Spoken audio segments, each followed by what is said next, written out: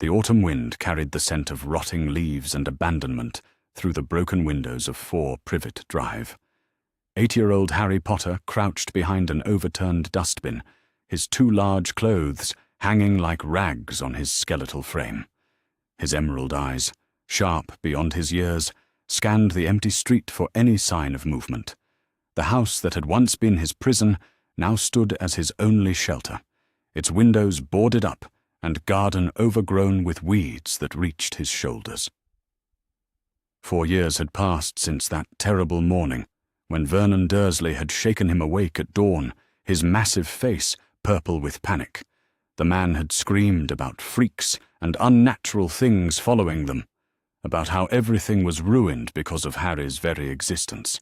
Before Harry could fully understand what was happening, the Dursleys had thrown their belongings into their car and driven away, leaving him standing alone on the front step in his pajamas, watching their taillights disappear into the pre-dawn darkness. Harry's stomach growled, a constant companion these days. He had learned to time his scavenging trips to the abandoned houses on Magnolia Crescent, where forgotten tins of food sometimes waited in dusty pantries. The neighbors had stopped looking for him years ago, assuming he had been taken away by social services like any other abandoned child. They had no idea that something far stranger protected him from their notice, something that made their eyes slide past him, as if he were merely another shadow among many.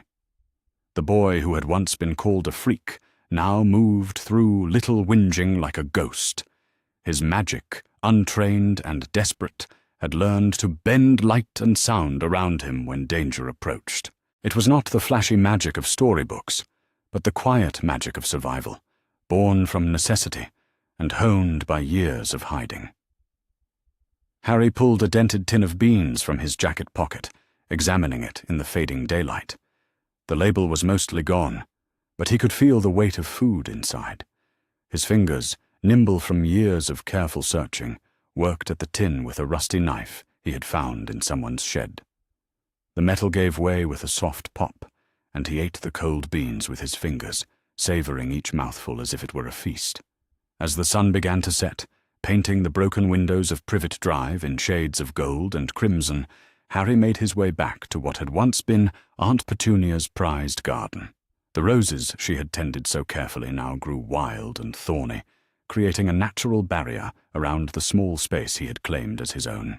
Beneath the largest rosebush, he had hollowed out a hiding place where he kept his few possessions: a handful of coins scavenged from abandoned cars, a moth-eaten blanket that had once belonged to Dudley, and a strange envelope that had arrived on his 11th birthday, bearing his name written in emerald ink. The letter from Hogwarts School of Witchcraft and Wizardry had been the first mail ever addressed to Harry Potter personally. He had read it so many times that the parchment was soft and worn at the creases. The words spoke of a world beyond Privet Drive, a place where people like him belonged. But Harry had learned not to hope too much. Hope was a luxury he could not afford when survival demanded all his attention. Tonight felt different somehow, charged with possibility and danger in equal measure. The air itself seemed to hum with magic, making the fine hairs on Harry's arms stand on end. He settled into his hiding place beneath the roses, pulling the thin blanket around his shoulders as the first stars appeared overhead. The autumn night was cold, but he had endured worse. It was then that he heard it. The soft crack of apparition, followed by footsteps on the broken pavement. Harry's body went rigid with trained wariness. In 4 years of solitary survival, no one had ever come looking for him deliberately. His magic responded to his fear, wrapping shadows around him like a protective cloak. Through the thorny branches of his shelter, Harry watched as a figure approached the ruins of 4 Privet Drive. The newcomer was shorter than a man, but moved with the confident stride of someone accustomed to respect and authority. In the moonlight, Harry could make out sharp features and gleaming black eyes that seemed to see everything. The stranger wore robes of deep purple, trimmed with silver, and at his belt hung what looked like a ceremonial dagger with an ornate handle. The figure stopped directly in front of the house and spoke in a voice like gravel and silk combined. Most curious indeed. The blood wards have failed completely, yet the boy should still be here somewhere. Harry's breath caught in his throat. This stranger knew about him, knew he should be here. After years of being invisible and forgotten, someone had finally come looking for Harry Potter. The question was whether this visitor brought salvation or something far worse. The stranger began to circle the property with methodical precision, his sharp eyes taking in every detail of the overgrown garden and boarded windows. When he reached the rose bushes where Harry hid, he paused and tilted his head as if listening to sounds beyond human hearing. "Interesting," the stranger murmured. "The scent of survival magic lingers here. Wild and untrained, but remarkably effective. You may come out, young Potter. I am Griphook of Gringotts, and I mean you no harm." Harry remained frozen in his hiding place, every instinct screaming danger despite the stranger's calm tone. Griphook. The name meant nothing to him, but the mention of Gringotts stirred a vague memory from his Hogwarts letter. Something about a bank for wizards, though the details remained frustratingly unclear. Griphook stepped closer to the rosebush and lowered himself into a crouch, bringing his face level with Harry's hiding place. At this distance, Harry could see that the stranger was not human at all, but something else entirely. His skin had a leathery texture. His fingers were longer than they should be, and his teeth were sharp and pointed. Yet there was kindness in those dark eyes, a patience that Harry had rarely encountered in his short, difficult life. "I have been searching for you for quite some time, Harry Potter," Griphook said softly. "The Potter account at Gringotts has been irregularly accessed. When I came to investigate, I found this." He held up what looked like an official document covered in official seals and signatures. "Your so-called guardians fled the country 4 years ago, abandoning you here to fend for yourself. In Goblin law, this constitutes a breach of guardianship so severe that it voids any claim they might have had to your custody." Harry's throat was too dry for speech, but he managed a whisper. "What are you?" "I am a goblin," Griphook replied with something that might have been pride. "Senior account manager at Gringotts Wizarding Bank, and as of this moment, your only hope of escaping this place legally." He paused, studying Harry's thin face and 2 bright eyes. "Tell me, child, how have you survived 4 years alone? You were barely 4 years old when they abandoned you." The question broke something loose inside Harry's chest. 4 years of careful silence and hidden pain came rushing out in words that tumbled over each other in their haste to escape. "I learned to hide," he said, his voice gaining strength with each word. "I learned to find food and stay warm, and make people not see me when I didn't want them to. I learned that the houses on Magnolia Crescent sometimes have tins left behind, and I learned that if I'm very quiet, the magic doesn't scare people as much." He took a shaky breath. "I learned that no one comes looking for children like me, so I stopped waiting for someone to save me." Griphook's expression grew very still and very cold. When he spoke again, his voice carried the weight of ancient authority and barely contained rage. "In goblin culture, the abandonment of a child is considered one of the most shameful acts possible. Those who call themselves your guardians have committed a crime that would see them cast out from any honorable society." He extended one long-fingered hand toward Harry's hiding place. "Come with me, Harry Potter. I offer you something your human relatives never could. A place where honor matters more than blood, where skill is valued above birth, and where no child is ever left to fend for themselves." Harry stared at the offered hand for a long moment, weighing years of hard-learned caution against the desperate hope that maybe, finally, someone had come for him. The goblin waited patiently, not moving or speaking, letting Harry make the choice entirely on his own terms. Finally, Harry reached out and took Griphook's hand. The goblin's skin was warm and dry, his grip firm but gentle. As Harry emerged from his hiding place among the roses, Griphook's eyes took in every detail of the boy's appearance. The clothes that hung like sacks on his undernourished frame, the careful way he moved to avoid making noise, the alert wariness that should never have belonged to a child so young. "Before we leave this place forever," Griphook said quietly, "is there anything here you wish to take with you?"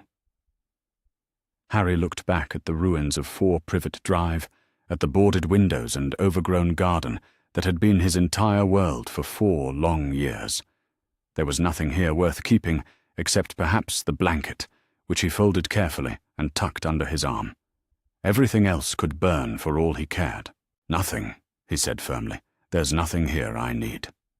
Griphook nodded approvingly, spoken like a true survivor. "Now we must travel to Gringotts, where proper arrangements can be made for your future. The journey may be somewhat unusual for someone who has never experienced magical transportation before." Harry felt a flutter of nervousness mixed with excitement. After years of dreaming about escape from Privet Drive, the moment had finally come. Whatever waited for him beyond this broken place had to be better than slow starvation among the ruins of his childhood. "What's going to happen to me?" he asked, as Griphook began to weave what looked like silver light between his fingers. "That depends entirely on you," the goblin replied. "But I can promise you this. You will never be abandoned again. In goblin society, the bonds of chosen family are stronger than any blood connection, and once you are claimed by a clan, the protection lasts for life." The silver light began to swirl around them both, warm and tingling against Harry's skin. "Hold tight, young Potter. Your real life is about to begin." The last thing Harry saw before the magic swept them away was the empty shell of 4 Privet Drive, growing smaller and smaller until it vanished entirely into the darkness. 4 years of survival and solitude disappeared with it, leaving only the promise of something new and strange and possibly wonderful ahead. When the silver light faded, Harry found himself standing in a vast marble hall, unlike anything he had ever imagined. The ceiling soared high overhead, supported by columns of gleaming white stone, carved with intricate patterns that seemed to shift and move in the lamplight. Everywhere he looked, creatures like Griphook moved with purpose and efficiency, their long fingers dancing over ledgers and scales and piles of glittering coins. "Welcome to Gringotts," Griphook said, his voice echoing slightly in the enormous space. "The oldest and most secure magical bank in the world, founded by goblins and maintained by goblins for over 500 years. He placed a gentle hand on Harry's shoulder. "This is where you truly belong, Harry Potter. Not as a burden or an unwanted charge, but as family." Harry stared around the magnificent hall, overwhelmed by the beauty and grandeur of it all. After years of hiding in shadows and scavenging for survival, the warmth and light and activity of Gringotts felt like stepping into a fairy tale. But more than that, it felt like coming home. For the first time in 4 long years, Harry Potter allowed himself to hope that maybe his story was just beginning, rather than slowly ending. The boy who had learned to survive on his own was about to discover what it meant to belong somewhere, to be wanted and protected and valued for who he was, rather than feared for what he might become. As Griphook led him deeper into the bank, past curious stares and whispered conversations in a language he did not yet understand, Harry felt something unfurling in his chest that he had almost forgotten existed. It was trust, fragile and tentative, but growing stronger with each step. For the first time since the Dursleys had abandoned him, Harry Potter was no longer alone. The marble floors beneath his feet seemed to pulse with ancient magic, welcoming him into a world where honor mattered more than fear, where skill was valued above prejudice, and where a child's worth was measured not by the convenience they provided, but by the potential they carried within themselves. Behind them, 4 Privet Drive stood empty and forgotten, its broken windows reflecting nothing but darkness. The boy who had once cowered beneath its roof was gone forever, replaced by someone new. someone who belonged not to the human world that had failed him, but to something older and stronger and far more honorable. Harry Potter had finally come home. The summer following Voldemort's return had been unlike anything the magical world had experienced in over a decade.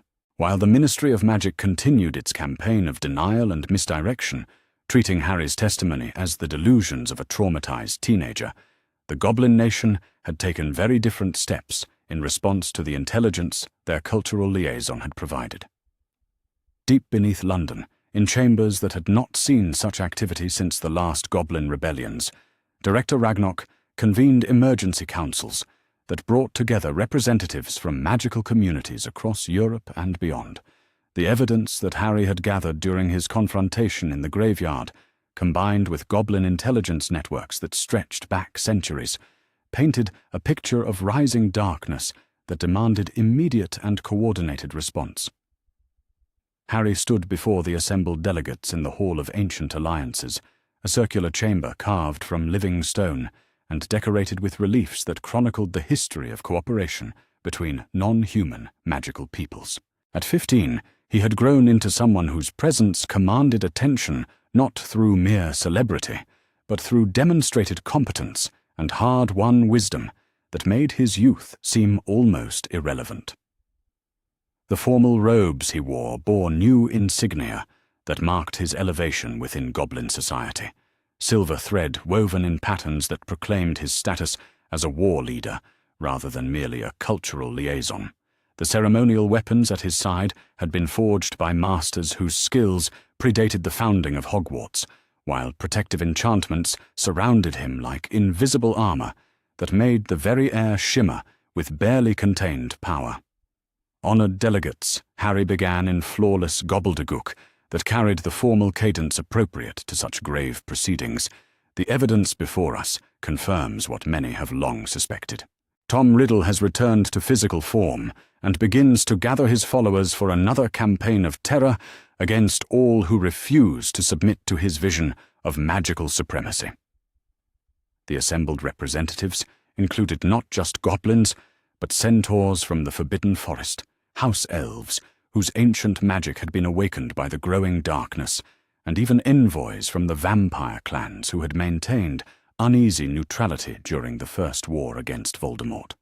Their presence in the same chamber represented a level of cooperation that had not been seen since the founding of the International Confederation of Wizards centuries earlier. What sets this conflict apart from previous wars, Harry continued, his voice carrying across the stone chamber with authority that belied his years, is the scope of the threat we face. Riddle's ideology extends beyond mere wizard supremacy to encompass the systematic subjugation or elimination of all non-human magical peoples. For him, we are not merely obstacles to be overcome, but vermin to be exterminated. The words sent ripples of anger through the assembled delegates, though their expressions remained carefully controlled in the diplomatic fashion that characterized such formal gatherings.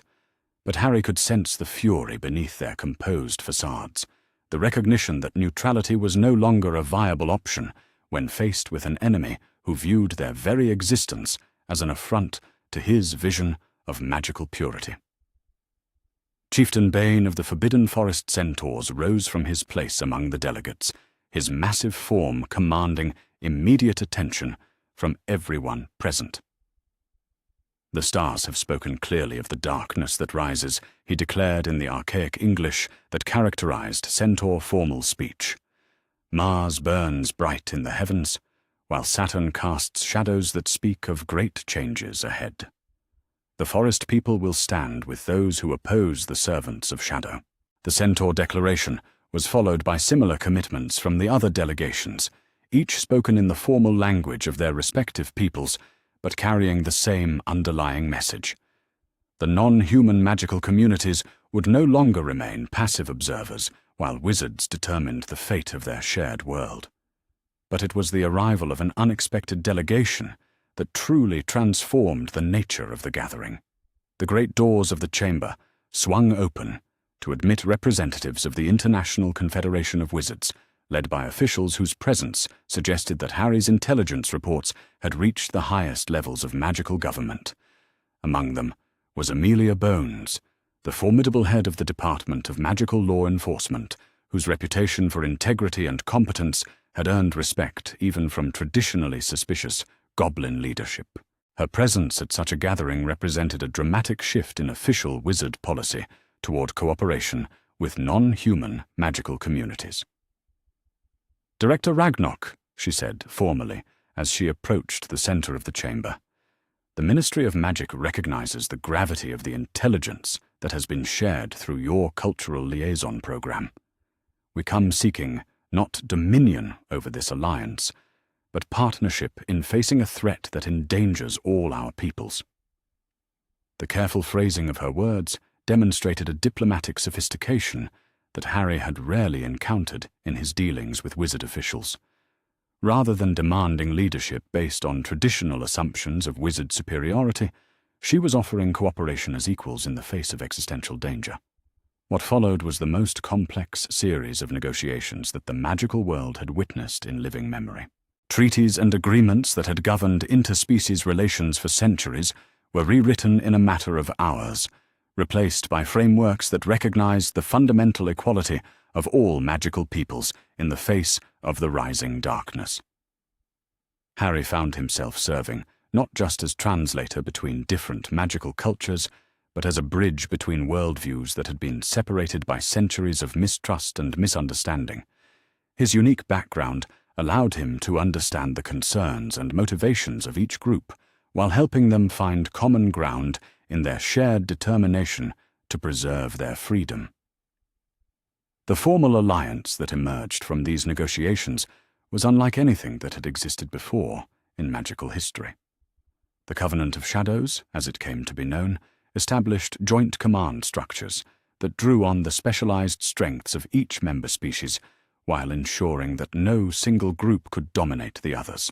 Goblins would provide financial resources and intelligence networks that spanned the globe, while centaurs offered divination abilities and knowledge of magical creatures that could serve as allies or obstacles depending on how they were approached. House elves brought their nearly unlimited magical power and intimate knowledge of wizard households, while vampire clans contributed centuries of experience in operating outside the bounds of conventional magical law. But the true strength of the alliance lay not in its military capabilities, but in its revolutionary approach to magical cooperation. For the first time in recorded history, different magical species were working together as equals, rather than in the hierarchical relationships that had characterized previous alliances. Harry's role in facilitating this cooperation had not gone unnoticed by traditional wizard authorities, many of whom viewed the growing influence of non-human magical peoples with suspicion and alarm. The Daily Prophet had begun running articles that questioned his loyalty to wizard society, while certain ministry officials spoke darkly of the dangers posed by someone whose primary allegiance lay outside their traditional power structures. These concerns came to a head during his return to Hogwarts for his 5th year, when he found the school transformed by the presence of Dolores Umbridge, a ministry official whose pink cardigans and girlish manner concealed a ruthlessly authoritarian approach to magical education.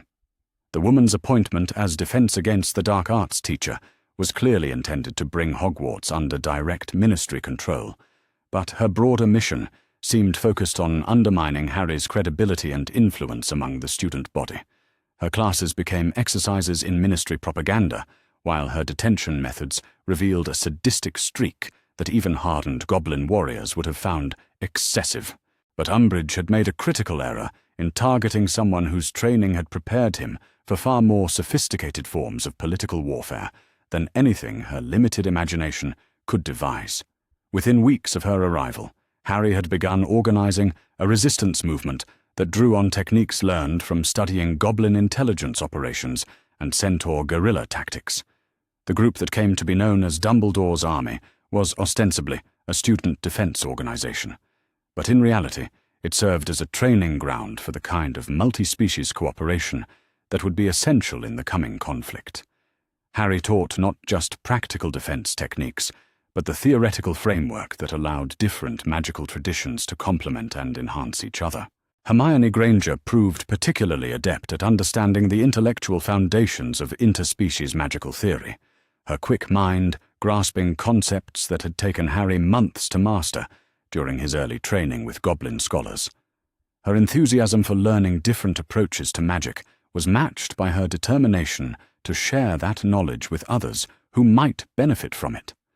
Ronald Weasley, despite his initial skepticism about non-human magical abilities, gradually came to appreciate the practical advantages that such cooperation could provide. His naturally strategic mind began to see how goblin tactical thinking could enhance wizard dueling techniques, while his loyalty to his friends made him a fierce advocate for inclusive approaches to magical education. But it was Neville Longbottom whose transformation under Harry's guidance proved most remarkable. The boy who had once been dismissed as magically weak discovered that his difficulties stemmed not from lack of ability, but from fundamental incompatibilities between his natural magical style and the teaching methods used at Hogwarts. When Harry introduced him to herbology techniques that incorporated goblin earth magic principles, Neville's abilities flourished in ways that astonished everyone who witnessed the change. Plants responded to his touch with unprecedented vigor, while his understanding of magical ecosystems rivaled that of professional magizoologists with decades of experience. The success of these alternative teaching methods began to attract attention from students throughout the school, creating an underground network of magical experimentation that challenged the Ministry's attempts to control magical education. Even students from other houses began seeking out opportunities to learn techniques that their traditional classes had never offered.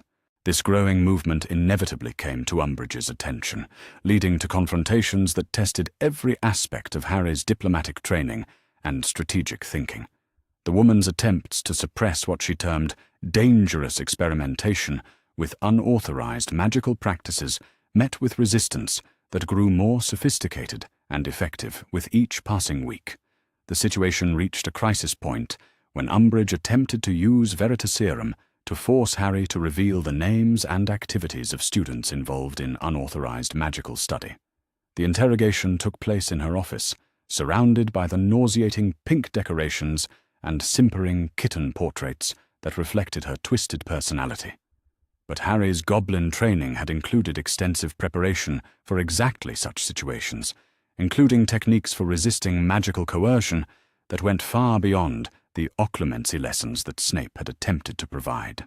More importantly, his diplomatic status provided legal protections that even Ministry officials could not simply ignore without risking serious political consequences. "I must remind you, Professor Umbridge," Harry said with the calm courtesy that had been drilled into him during years of formal training, that any attempt to administer unauthorized potions to a diplomatic representative constitutes an act of aggression against the Goblin nation. I trust that you do not wish to precipitate an international incident over what appears to be a simple educational disagreement. The threat was delivered with such polite precision that it took Umbridge several moments to grasp its full implications. When understanding finally dawned, her expression transformed from cruel satisfaction to something approaching panic as she realized the magnitude of the political disaster she had nearly created. The confrontation ended with Harry's complete victory, but more importantly, it demonstrated to the student body that resistance to authoritarian control was not only possible, but could be conducted within the bounds of legal and diplomatic protocol. The lessons learned during this conflict would prove invaluable in the larger struggles that lay ahead.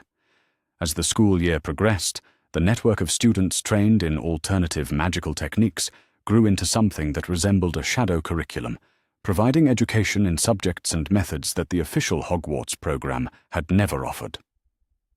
The practical advantages of this training became apparent during the crisis that erupted in the Department of Mysteries.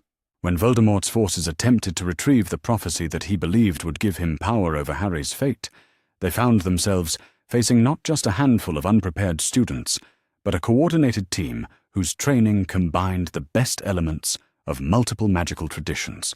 Harry led the defense with tactical skills learned in the deep places beneath Gringotts, while his companions employed techniques that would have been impossible without the cross-cultural magical education they had received.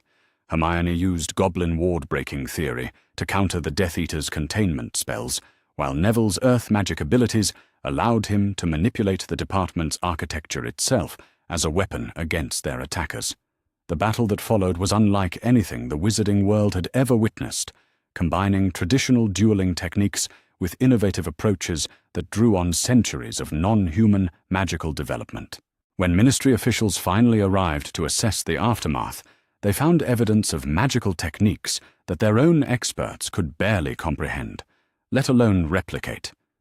But the true significance of the encounter lay not in its immediate tactical outcomes, but in its demonstration that the next generation of magical practitioners would not be limited by the prejudices and assumptions that had constrained their predecessors. The students who had fought in the Department of Mysteries emerged with a practical understanding of interspecies magical cooperation that would serve them well in the conflicts ahead. As Harry stood among his injured but victorious companions in the aftermath of the battle, he reflected on the journey that had brought him from the ruins of Privet Drive to this moment of triumph against forces that had once seemed invincible. The abandoned child who had learned to survive through cunning and determination had grown into someone capable of leading others in the fight against darkness itself. But more than that, he had helped to create something that transcended the limitations of any single magical tradition. The bonds forged between different magical peoples during this crisis would endure long after the immediate threat had passed, laying the foundation for a more just and inclusive magical society. The war against Voldemort was far from over, but Harry Potter, Ironkin Shadowbane, no longer faced it alone. Around him stood allies whose loyalty had been earned through shared struggle and mutual respect, while behind him stretched networks of cooperation that spanned multiple magical communities and continents. The boy who had once been abandoned by those who should have loved him had become the center of a chosen family that included not just individuals, but entire civilizations united in their determination to preserve freedom and dignity for all magical peoples. Whatever challenges lay ahead, they would face them together with the strength that came from unity forged in the crucible of adversity and tested in the fires of battle. The ancient castle of Hogwarts had witnessed many transformations over its 1,000-year history, but none quite like the changes that marked Harry Potter, Ironkin Shadowbane's 6th year. The war against Voldemort had moved beyond mere skirmishes and isolated attacks to become a campaign that threatened the very foundations of magical civilization, while Harry himself had evolved from cultural liaison to something approaching a field marshal in the growing alliance between human and non-human magical peoples. At 16, Harry bore the responsibilities of command with a grace that would have been impossible without his years of goblin training in leadership and tactical thinking. The formal robes he wore to the opening feast bore new insignia that marked his elevation to supreme cultural liaison, a position created specifically to coordinate magical resistance efforts across multiple species and nations. Beside him sat Daphne Greengrass, whose own transformation over the years had been no less remarkable than his own. Where once she had been merely another pure-blood heiress, concerned primarily with maintaining her family's social position, she had grown into someone whose intelligence and dedication to justice rivaled that of the most committed political reformers. Her appointment as his official diplomatic aide had surprised no one who knew them well, though it had raised eyebrows among those who still thought in terms of traditional magical hierarchies. The relationship between them had deepened considerably during the previous year's conflicts, evolving from intellectual partnership to something that encompassed both personal affection and shared commitment to reshaping their world. When Harry looked at her across the candlelit great hall, he saw not just someone whose company he enjoyed, but a true partner in the great work they had undertaken together.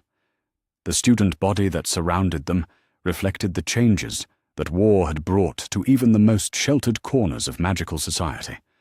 Gone were the casual prejudices and house rivalries that had once defined Hogwarts social life, replaced by a sense of common purpose that transcended traditional boundaries. Students from all houses worked together on projects that would have been unimaginable just a few years earlier, while the curriculum had been expanded to include subjects that drew on magical traditions from around the world. But it was the faculty table that showed the most dramatic changes. Dumbledore's absence was felt keenly by those who had relied on his guidance for decades, though his final sacrifice during the previous year's climactic battle had provided Harry with knowledge and tools that would prove essential in the conflicts ahead. In his place sat a collection of educators whose expertise spanned multiple magical cultures and whose commitment to inclusive education reflected the new realities of their world. Among them was Professor Severus Snape, whose revelation as a double agent had shocked even those who thought they understood the complexity of the war being waged around them. The man's genuine remorse for his past allegiances, combined with his unparalleled knowledge of dark magic and Voldemort's methods, had made him an invaluable ally despite the years of antagonism that had characterized his relationship with Harry. Their reconciliation had not been easy, requiring both men to set aside pride and prejudice in service of the greater good they both sought to achieve. But when Harry finally learned the full scope of Snape's sacrifices in the name of protecting Lily Potter's son, understanding had replaced animosity with something approaching mutual respect. Tonight's feast was meant to celebrate more than just the beginning of a new school year. Word had reached them that morning of a significant victory against Voldemort's forces in Eastern Europe, where Goblin tactical expertise had combined with Centaur divination abilities to predict and counter a major Death Eater offensive. The successful defense of the Bulgarian magical community had demonstrated that the multi-species alliance Harry had helped to forge was capable of achieving results that no single magical culture could have accomplished alone. But victory in distant battles could not mask the growing danger that surrounded Hogwarts itself. Intelligence reports suggested that Voldemort was planning something unprecedented for the coming months, a campaign that would target not just strategic locations, but the very symbols of magical education and cooperation that places like Hogwarts represented. Harry's thoughts were interrupted by the arrival of an unexpected visitor to the Great Hall. The massive doors swung open to admit a delegation of goblin warriors in full battle regalia, their presence causing whispers to ripple through the assembled students and faculty. At their head walked Director Ragnarok himself, his ancient features set in lines that spoke of grave news that could not wait for more convenient moments. The goblin leader approached the high table with the measured pace that characterized all formal goblin ceremonies, his dark eyes seeking out Harry among the seated faculty. When their gazes met, Harry saw something in the ancient warrior's expression that made his heart sink with premature knowledge of tragedy. "Harry Potter Ironkin Shadowbane," Ragnarok said in formal gobbledygook that carried clearly across the suddenly silent hall, "I bring news that will require all your strength to bear. The enemy has moved against targets closer to our hearts than any battlefield could ever be." The words that followed struck Harry like physical blows, each revelation adding new weight to the burden of leadership he had accepted. Voldemort's forces had launched coordinated attacks against the magical communities that formed the backbone of their alliance, targeting not military installations, but the families and loved ones of those who had dared to oppose his vision of magical supremacy. Griphook had fallen defending a goblin settlement in Wales, his sacrifice buying time for civilians to escape, but leaving a hole in Harry's heart that felt as vast as the caverns beneath Gringotts. Blinknock the Ironright, who had been like a grandfather to Harry during his early years among the goblins, had died holding a forge that produced weapons for the Alliance, his final act one of defiance against those who would enslave his people. But it was the news of Nethys that truly shattered something inside Harry's chest. She had been leading a reconnaissance mission in Scotland when Voldemort's forces ambushed her team, and though she had fought with all the skill and courage that Harry had come to expect from her, the odds had been overwhelming. Her body had been recovered from a mountainside where she had made her final stand, surrounded by evidence of a battle that would be remembered in goblin songs for generations to come. The great hall erupted in gasps and cries of dismay as the implications of Ragnarok's report became clear. These were not random casualties of war, but deliberate targeting of individuals who mattered most to the Alliance's key leaders. Voldemort was striking at the emotional foundations of his enemies, seeking to break their will to fight by destroying everything they held dear. Harry felt the eyes of hundreds of students and faculty turning toward him, waiting to see how he would respond to losses that would have crushed most people his age. The temptation to give in to grief and rage was almost overwhelming, promising the kind of emotional release that his goblin training had taught him to distrust above all things. But as he looked out over the assembled crowd, Harry saw something that gave him strength to continue. In the faces of his allies and friends, he recognized the same determination that had sustained him through years of hardship and uncertainty.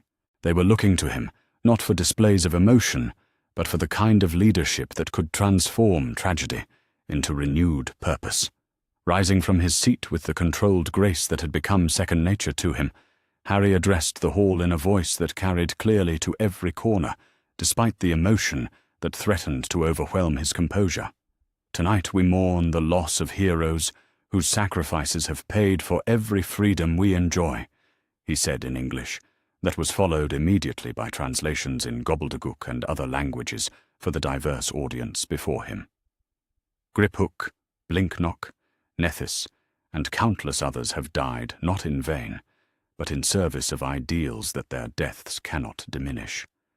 Their memory calls us not to despair, but to continue the work they began. He paused, letting his words settle before continuing with words that would be remembered long after the immediate crisis had passed. "Voldemort believes that by striking at our hearts, he can break our will to resist his tyranny.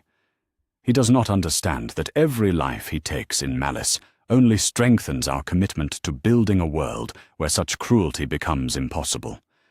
We honor our fallen not through tears, but through victory, not through revenge, but through justice."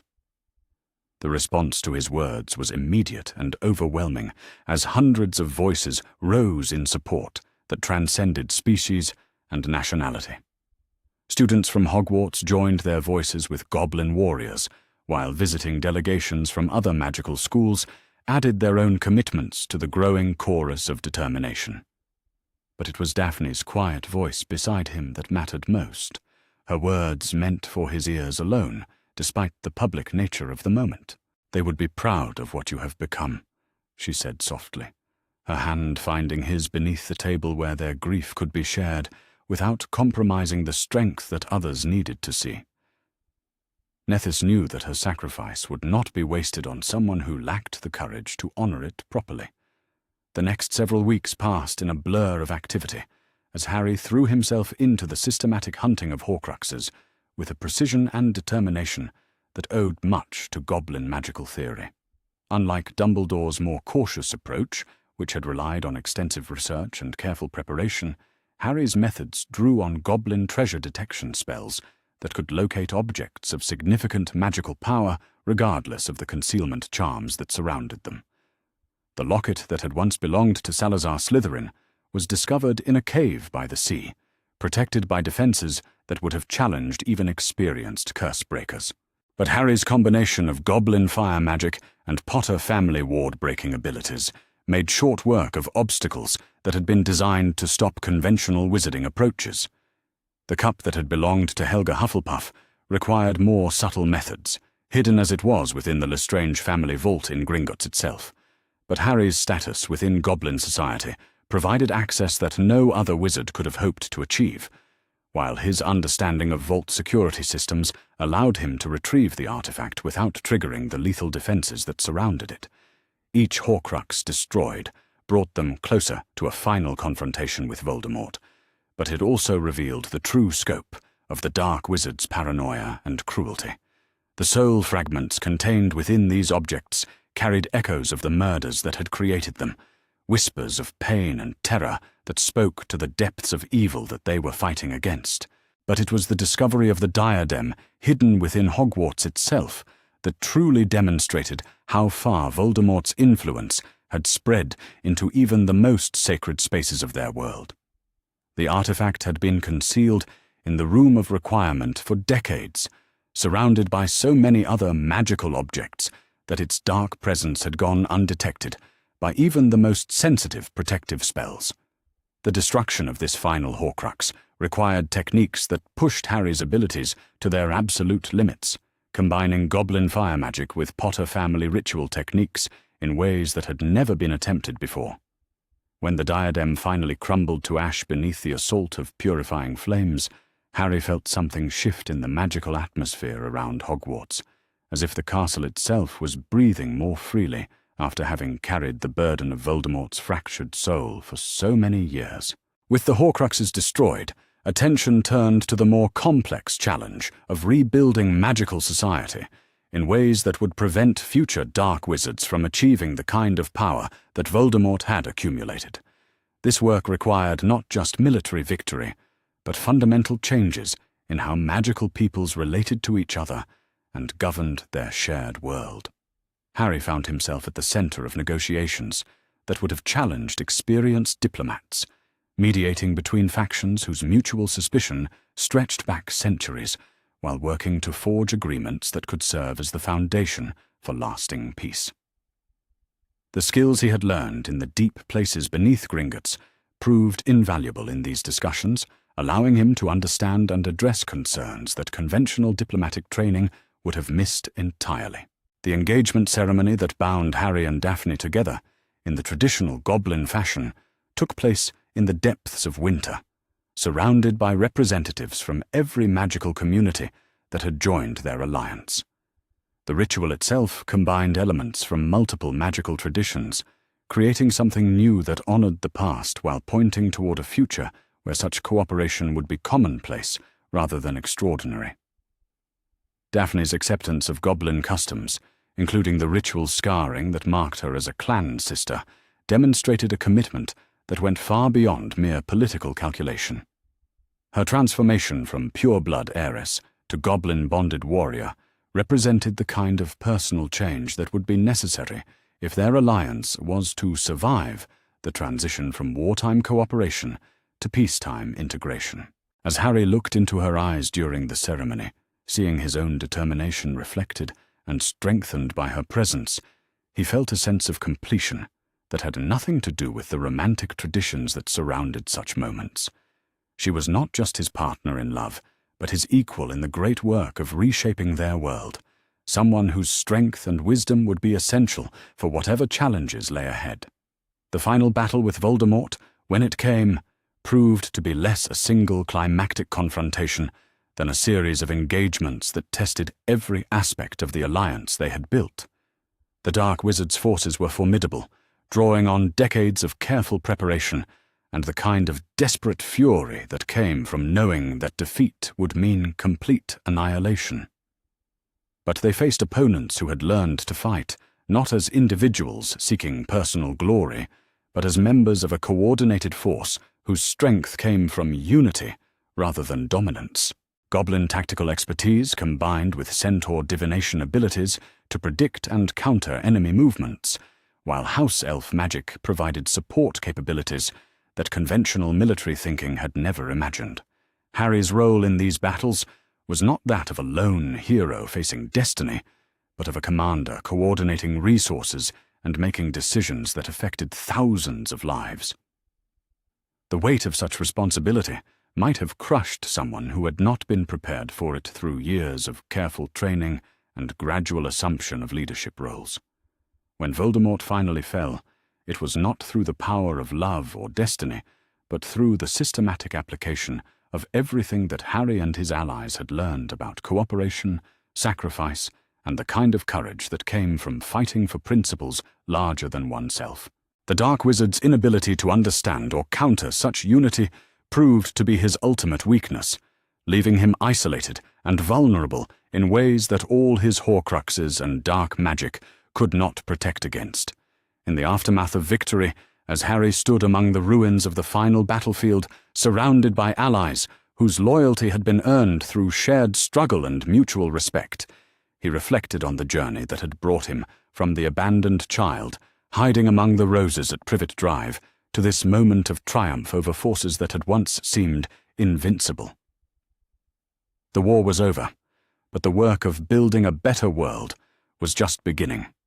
Around him stretched the foundations of a magical society based on cooperation rather than domination, equality rather than hierarchy, and the kind of justice that honored the sacrifices of all who had died to make such a future possible. Harry Potter Ironkin Shadowbane had found his true family among the deep places of the earth, and now that family would help him build a world where no child would ever again face the kind of abandonment and neglect that had shaped his early years. The boy who had learned to survive alone had become the man who would ensure that no one ever had to face the darkness without allies standing beside them. The dawn that broke over the ancient battlements of Hogwarts on the final day of the war carried with it the weight of destiny and the promise of transformation that would reshape the magical world forever.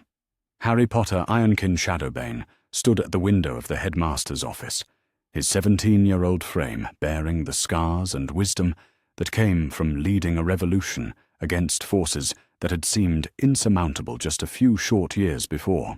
The view from the tower revealed a sight that would have been impossible to imagine when he had first arrived at the school as an abandoned child seeking belonging and purpose.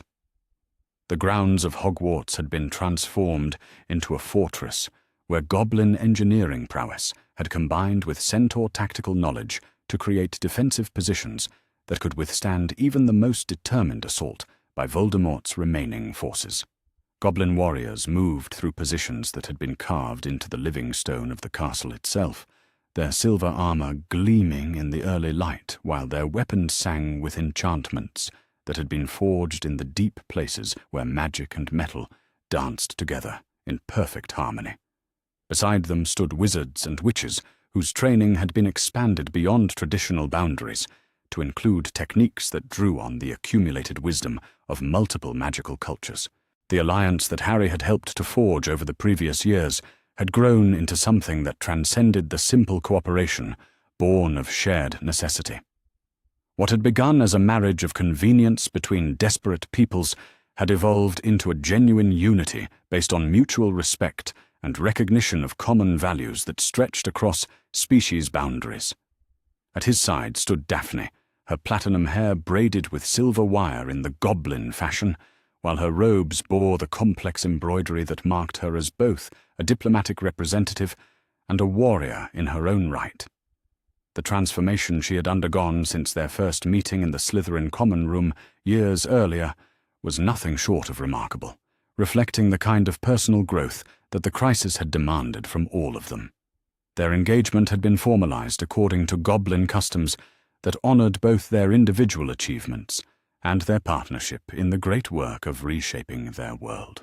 The ceremony had taken place in the deep halls beneath Gringotts, witnessed by representatives from every magical community that had joined their cause, and blessed with rituals that would bind them together, not just in love, but in shared purpose. The sound of approaching footsteps drew Harry's attention from the window to the office door, where Director Ragnok entered with the measured pace that characterized all goblin formal occasions. The ancient leader wore full battle regalia that had not been seen since the great rebellions of centuries past, his ceremonial weapons gleaming with protective enchantments that made the very air around him shimmer with barely contained power. "Young Shadowbane," Ragnok said, in formal gobbledygook that carried undertones of both pride and grave concern, "our scouts report that the enemy masses his remaining forces for what appears to be a final assault on this position.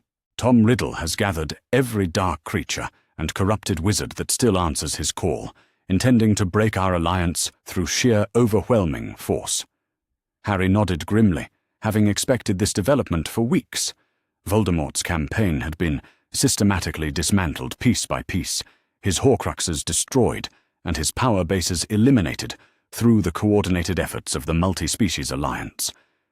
With his back against the wall and his immortality stripped away, The dark wizard had no choice but to stake everything on a single climactic battle. "How long do we have?" Harry asked, his mind already working through the tactical considerations that would determine victory or defeat in the hours ahead. "Perhaps 6 hours until they reach optimal assault position," Ragnok replied with the precision that characterized Goblin military intelligence. "But there is something else you must know before the final battle begins. Our deep listeners have detected magical resonances that suggest Riddle has found a way to temporarily enhance his remaining powers through the sacrifice of his own followers."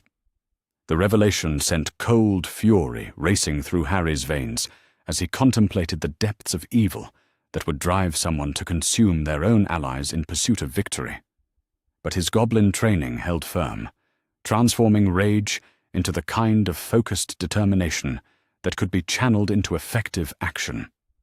Then we must ensure that those sacrifices accomplish nothing beyond demonstrating his true nature to any who still doubt it, Harry said quietly, his voice carrying the authority that came from years of commanding respect through demonstrated competence rather than inherited position. The next several hours passed in a blur of final preparations, as every aspect of their defensive strategy was reviewed and refined. Harry moved through the castle like a general inspecting his forces, checking on positions that had been designed to maximize the advantages that their multi-species alliance could provide, while minimizing the weaknesses that conventional military thinking might have exploited. In the room of requirement, house elves worked alongside goblin artificers to prepare magical devices that would channel the castle's ancient protective spells into weapons capable of striking at enemies across vast distances. Their collaboration represented something unprecedented in magical history, as the two peoples shared techniques and knowledge that had been jealously guarded for centuries. The Centaur forces had positioned themselves in the Forbidden Forest, where their intimate knowledge of the terrain would allow them to strike at enemy flanks while remaining concealed by natural cover that even the most sophisticated magical detection could not penetrate. Their divination abilities provided early warning of enemy movements, while their archery skills had been enhanced with goblin-forged arrows that could pierce the strongest protective charms. But it was in the Great Hall itself that the most remarkable transformation had taken place.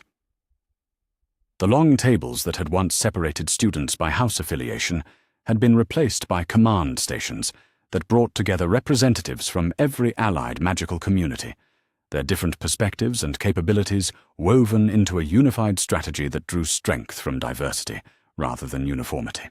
Harry took his position at the central command station as the first enemy forces appeared on the horizon, their dark banners visible against the grey sky like storm clouds gathering for a tempest that would test everything they had built together. Beside him, Daphne coordinated intelligence reports from across their defensive network, while other allies managed communications that spanned multiple magical languages and cultural frameworks. The battle that followed was unlike anything that magical history had ever recorded. Voldemort's forces came in waves that seemed designed to test different aspects of their defenses, probing for weaknesses while building toward the kind of overwhelming assault that conventional military wisdom suggested should have been irresistible. But they faced opponents who had learned to fight not as separate armies forced into temporary cooperation, but as components of a unified force whose strength came from the seamless integration of different magical traditions. Goblin earth magic combined with centaur divination to predict and counter enemy movements, while house elf transportation abilities allowed reinforcements to appear wherever they were needed most. Harry himself moved through the battle like a force of nature given human form, his combination of goblin combat training and Potter family magic creating effects that even experienced war wizards struggled to comprehend. The ceremonial blade at his side sang with harmonies that seemed to resonate with the very stones of Hogwarts, while protective enchantments surrounded him like visible armor that turned aside curses that should have been fatal. But it was not raw power that determined the course of the battle so much as the kind of tactical flexibility that came from truly understanding the capabilities and limitations of each allied force. When Voldemort's giants threatened to break through the outer defenses, goblin tunneling techniques allowed defenders to appear behind enemy lines, while centaur mobility struck at supply lines that conventional thinking had assumed were secure. The dark wizard himself appeared at the height of the battle, his red eyes blazing with malice that seemed to poison the very air around him, while his serpentine features twisted with fury at the resistance his supposedly inevitable victory had encountered. The power radiating from his enhanced form was genuine and terrifying, fed by the life force of followers who had been consumed to fuel his desperate final gambit. Harry met him in single combat in the courtyard of Hogwarts, surrounded by the ruins of defensive positions that had been shattered by the intensity of their magical confrontation. But this was not the kind of formal duel that wizard tradition might have demanded, with both combatants standing at predetermined distances while trading curses according to established protocols. Instead, it became a fight that drew on every aspect of Harry's training and experience, combining goblin tactical thinking with Potter family magic in ways that created something entirely new. He moved through the battle space like water flowing around obstacles, appearing and disappearing with techniques that owed nothing to conventional apparition, while striking at his opponent from angles that traditional dueling had never contemplated. Voldemort's enhanced power proved insufficient to overcome the fundamental advantages that came from fighting for something larger than personal ambition. Where the dark wizard drew strength from fear and domination, Harry's abilities were fueled by the bonds of loyalty and affection that connected him to allies whose trust had been earned through years of shared struggle and mutual sacrifice. The final moment of the battle came not through the dramatic exchange of killing curses that legend might have suggested, but through the systematic application of goblin soul-binding techniques that trapped Voldemort's consciousness in magical constructs that would prevent any future attempt at resurrection or return. The dark wizard's physical form crumbled to ash, while his spiritual essence was contained within silver chains that had been forged in the deepest places beneath Gringotts, ensuring that his malice could never again threaten the innocent. In the aftermath of victory, as the last of Voldemort's forces surrendered or fled into exile, Harry stood among the ruins of the battle and felt something settling in his chest that had been absent for as long as he could remember. It was peace, not just the external peace that came from the end of war, but the internal peace that came from knowing that he had fulfilled every obligation and honored every trust that had been placed in him. The negotiations that followed would reshape the magical world in ways that reflected the unity forged in battle, creating governmental structures that recognized the fundamental equality of all magical peoples, while establishing frameworks for cooperation that would prevent future conflicts. Harry's role in these discussions would be crucial, drawing on diplomatic skills that had been honed through years of mediating between different magical cultures. But it was the wedding ceremony that truly marked the beginning of a new era, as Harry and Daphne exchanged vows that combined goblin clan bonding rituals with wizard traditions in ways that honored both their individual backgrounds and their shared commitment to building something unprecedented. The ceremony took place in the Great Hall of Hogwarts, witnessed by representatives from every magical community that had contributed to their victory. Goblin artisans had crafted rings that incorporated techniques from multiple magical traditions, while the vows themselves were spoken in languages that spanned the full breadth of their alliance. When Harry looked into Daphne's eyes as they pledged their lives to each other and to the great work that still lay ahead, he saw reflected there the same determination that had sustained him through years of uncertainty and struggle. She was not just his partner in marriage, but his equal in the continuing effort to build a magical world based on justice rather than privilege, cooperation rather than domination. The celebration that followed extended for days, as representatives from magical communities across the globe came to witness what many considered the true end of the old world and the beginning of something unprecedented. Music and laughter filled chambers that had known too much sorrow, while ancient halls echoed with conversations conducted in languages that had rarely been spoken together in friendship. But it was the quiet moments between the public ceremonies that meant the most to Harry, times when he could stand with his chosen family and reflect on the journey that had brought them from the brink of despair to this moment of triumph and hope. The boy who had once hidden among the roses at Privet Drive had grown into someone capable of bridging worlds and building alliances that would endure for generations. The epilogue to their story would be written in the years that followed, as the children of Harry and Daphne grew up in a world where cooperation between different magical peoples was commonplace rather than extraordinary. These children would attend schools where goblin metallurgy was taught alongside traditional charms, where centaur divination complemented human transfiguration, and where the artificial boundaries between magical communities were remembered only as historical curiosities.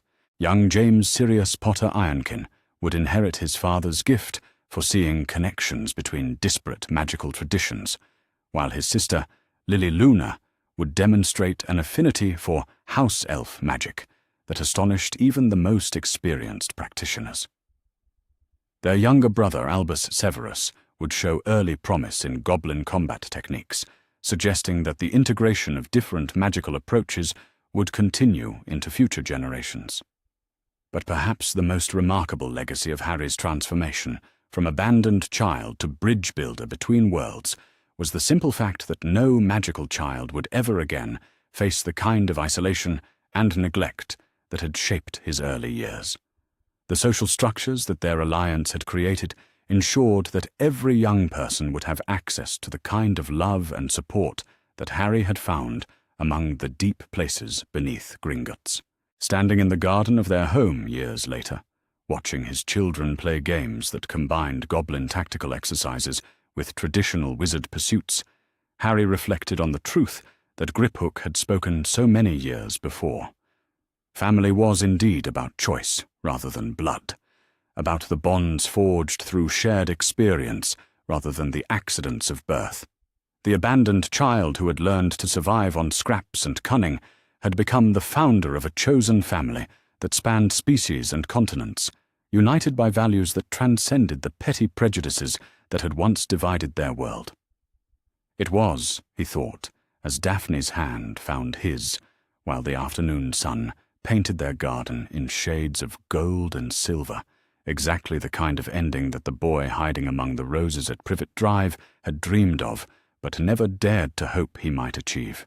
The story that had begun with abandonment and despair had become a tale of love triumphant, of families chosen rather than endured, and of a future where the artificial barriers between magical peoples had given way to unity based on mutual respect and shared purpose. Harry Potter Ironkin Shadowbane had found his true home among the deep places of the earth, and from that foundation had built a world where no child would ever again face the darkness alone. The deeper chambers of Gringotts revealed themselves to be even more magnificent than the main hall. As Griphook led Harry through corridors carved from living stone, the boy marveled at the way torchlight danced across walls embedded with veins of precious metals. The air itself seemed to hum with ancient magic, older and more complex than anything he had ever felt during his years of survival at Privet Drive. They descended through levels that seemed to exist outside normal space, each one more elaborate than the last. Goblins moved through these passages with practiced efficiency, their sharp eyes noting Harry's presence with varying degrees of curiosity and surprise. Some whispered to each other in their own language, a series of clicks and growls that somehow sounded musical when spoken properly. Griphook noticed Harry's fascination with the sounds and smiled, revealing his pointed teeth. The expression transformed his stern features entirely, making him appear almost grandfatherly, despite his intimidating appearance. "Your people have their own language," Harry observed, still marveling at the complexity of the sounds. "Indeed we do," Griphook replied with evident pride. "Gobbledygook is far older than any human tongue, and far more precise in matters of commerce and honor. You will learn it in time, along with many other things your human upbringing failed to teach you." They reached a set of massive bronze doors that stretched from floor to ceiling, their surfaces covered in intricate carvings that seemed to move and shift in the flickering torchlight. 2 goblin guards flanked the entrance, their ceremonial armor gleaming with protective enchantments that made Harry's scar tingle with recognition of powerful magic. Beyond these doors lies the council chamber, Griphook explained as they approached. Director Ragnok and the Council of Elders await us. They will need to hear your story directly before any formal arrangements can be made. Harry felt a flutter of nervousness in his stomach. After years of avoiding attention and hiding from authority figures, the prospect of facing a council of powerful beings was terrifying. But Griphook seemed to sense his anxiety and placed a reassuring hand on his shoulder. Remember, young Potter, you are not here as a supplicant, begging for mercy. You come as the heir to one of our oldest and most valued accounts, wronged by those who should have protected you. The council will see justice done. The bronze doors swung open silently at their approach, revealing a circular chamber, dominated by a crescent-shaped table of polished obsidian. 12 goblins sat behind this imposing barrier, their ages ranging from merely ancient to impossibly old.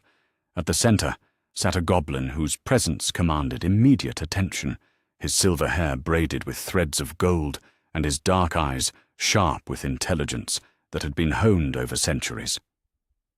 Director Ragnok, Griphook said formally, performing what Harry assumed was a traditional bow. I present to you Harry James Potter, heir to the Potter accounts, abandoned by his supposed guardians, and left to survive alone for 4 years. Ragnok's gaze fixed on Harry with intensity that seemed to see straight through to his soul. The ancient goblin took in every detail of the boy's appearance, the too thin frame that spoke of chronic hunger, the alert wariness that belonged to someone far older, the careful way he held himself ready to run or fight at a moment's notice. Approach, young Potter, Ragnok commanded, his voice carrying the weight of absolute authority. Tell us in your own words what became of you after your parents' death. Harry stepped forward on unsteady legs, acutely aware that his survival might depend on how well he could explain 4 years of abandonment and neglect. He had never spoken to anyone in authority before, had spent years avoiding exactly this kind of attention.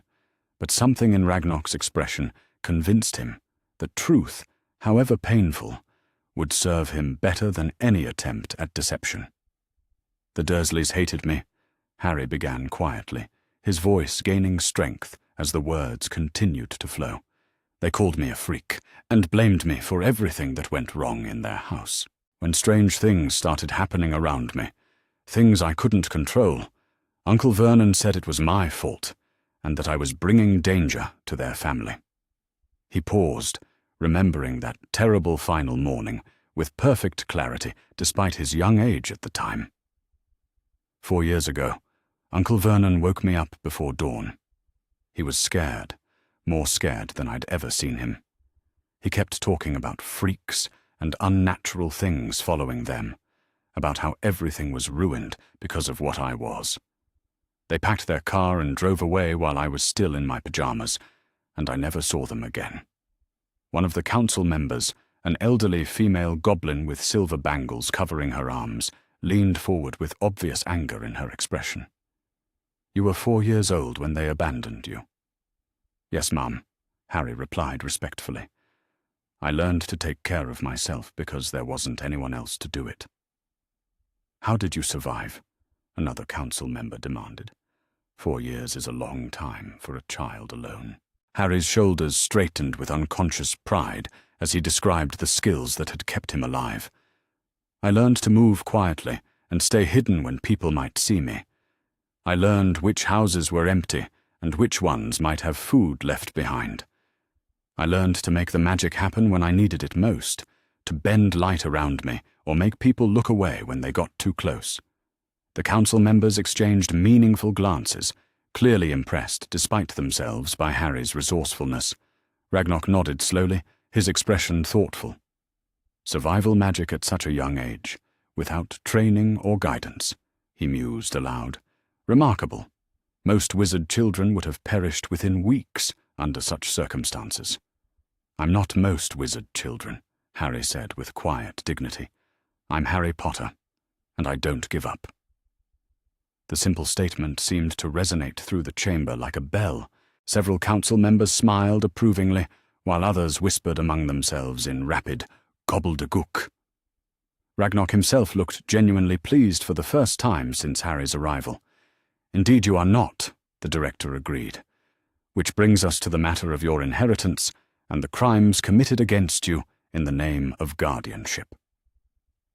With a gesture from Ragnarok, Griphook produced an enormous ledger, bound in dragon hide and secured with silver clasps. The book fell open to reveal page after page of transactions, dates, and amounts that made Harry's eyes widen with shock. "Your parents, James and Lily Potter, were not merely wealthy by wizarding standards," Griphook explained as he ran his finger down columns of figures. "They were among the richest families in magical Britain, with investments and holdings spanning 3 continents. Upon their death, all of this wealth was placed in trust for you, to be administered by your appointed guardian." Harry stared at the numbers, trying to comprehend amounts of money beyond anything he had ever imagined. During his years of scavenging for coins to buy stale bread, he had been heir to a fortune that could have fed entire villages. The appointed guardian was, of course, your Aunt Petunia, Griphook continued grimly. She was given access to a monthly allowance specifically designated for your care, education, and well-being. Additionally, there was a separate account established by Professor Dumbledore for your living expenses. Harry felt something cold and hard settling in his chest as the implications became clear. The Dursleys had been paid to care for him, paid handsomely, and they had still chosen to treat him like an unwanted burden. "How much did they take?" he asked quietly. Griphook's expression grew even grimmer as he consulted the ledger. "Over the course of 10 years, approximately 50,000 galleons were withdrawn in your name. None of this money was ever spent on your care, education, or well-being. Based on your current condition, I would estimate that less than 50 galleons total was actually used for your benefit." The council chamber erupted in angry muttering as the full scope of the theft became clear. Harry stood frozen, trying to process the magnitude of the betrayal. The Dursleys had not simply abandoned him, they had stolen from him for years while treating him like a slave. Furthermore, Ragnarok continued once the chamber had quieted, "We have evidence that additional withdrawals were made without proper authorization. Professor Albus Dumbledore, despite having no legal claim to your inheritance, has accessed your vaults multiple times over the years." Harry's hands clenched into fists at his sides. Even the wizard who was supposed to be helping him had been stealing from him. The boy who had learned not to trust anyone felt his cynicism validated in the most painful way possible. "But today marks an end to such theft and neglect," Ragnarok declared firmly. "Under ancient goblin law, the crime of child abandonment voids any guardianship rights your relatives might have claimed. You are now free to choose your own path forward." "What does that mean, exactly?" Harry asked, hardly daring to hope. "It means, young Potter, that you may accept the protection and guidance of Gringotts Bank until you reach your majority. It means that your inheritance will be managed by beings who understand the true value of honor and trust, and if you choose to accept it, it means you may undergo the ritual of Ironkin, becoming legally adopted into Goblin society as one of our own." The offer hung in the air like a gift beyond Harry's wildest dreams. After years of belonging nowhere, of being wanted by no one, these strange and wonderful beings were offering him a family, not just shelter or protection, but true belonging among people who valued him for who he was, rather than fearing him for what he might become. "What would happen to me if I said yes?" Harry asked carefully, his survival instincts still cautious despite his growing excitement. "You would become Harry Potter Ironkin," Griphook replied with obvious pride. "You would learn our ways, our language, our magic.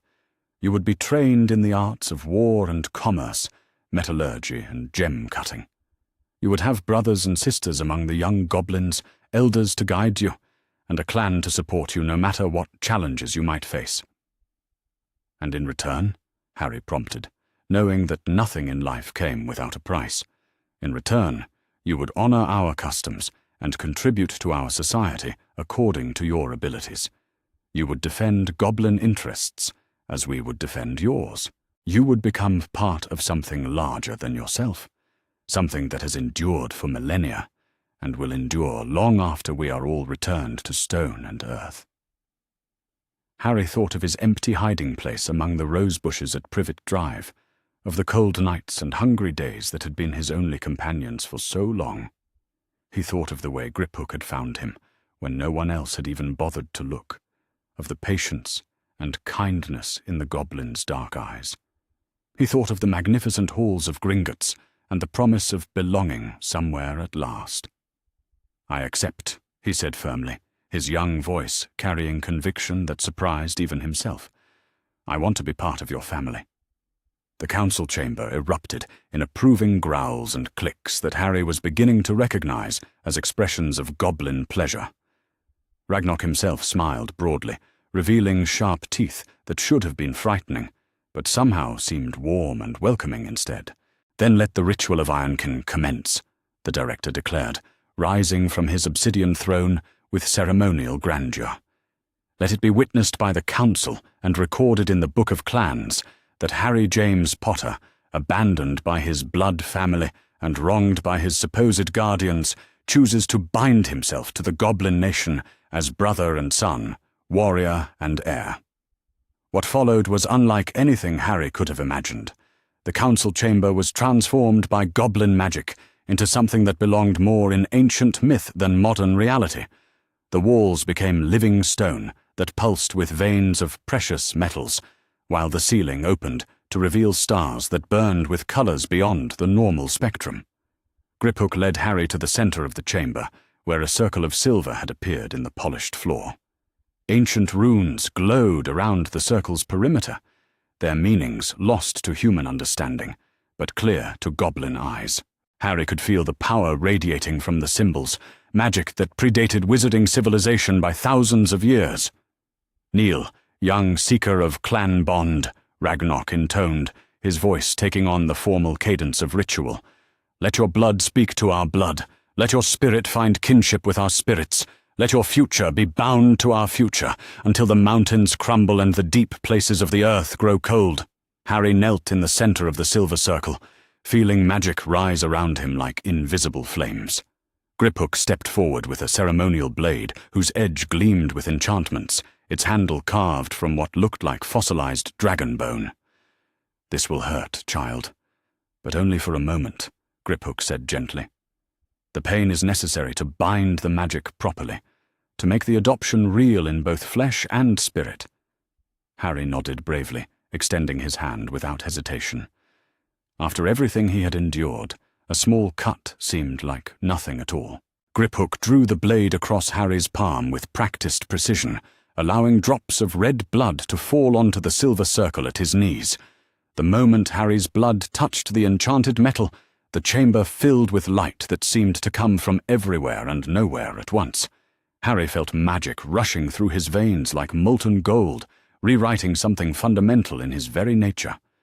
The sensation was overwhelming, but not unpleasant, like being remade from the inside out by forces older than recorded history.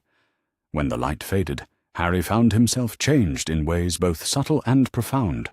His connection to the magic around him felt stronger, more precise.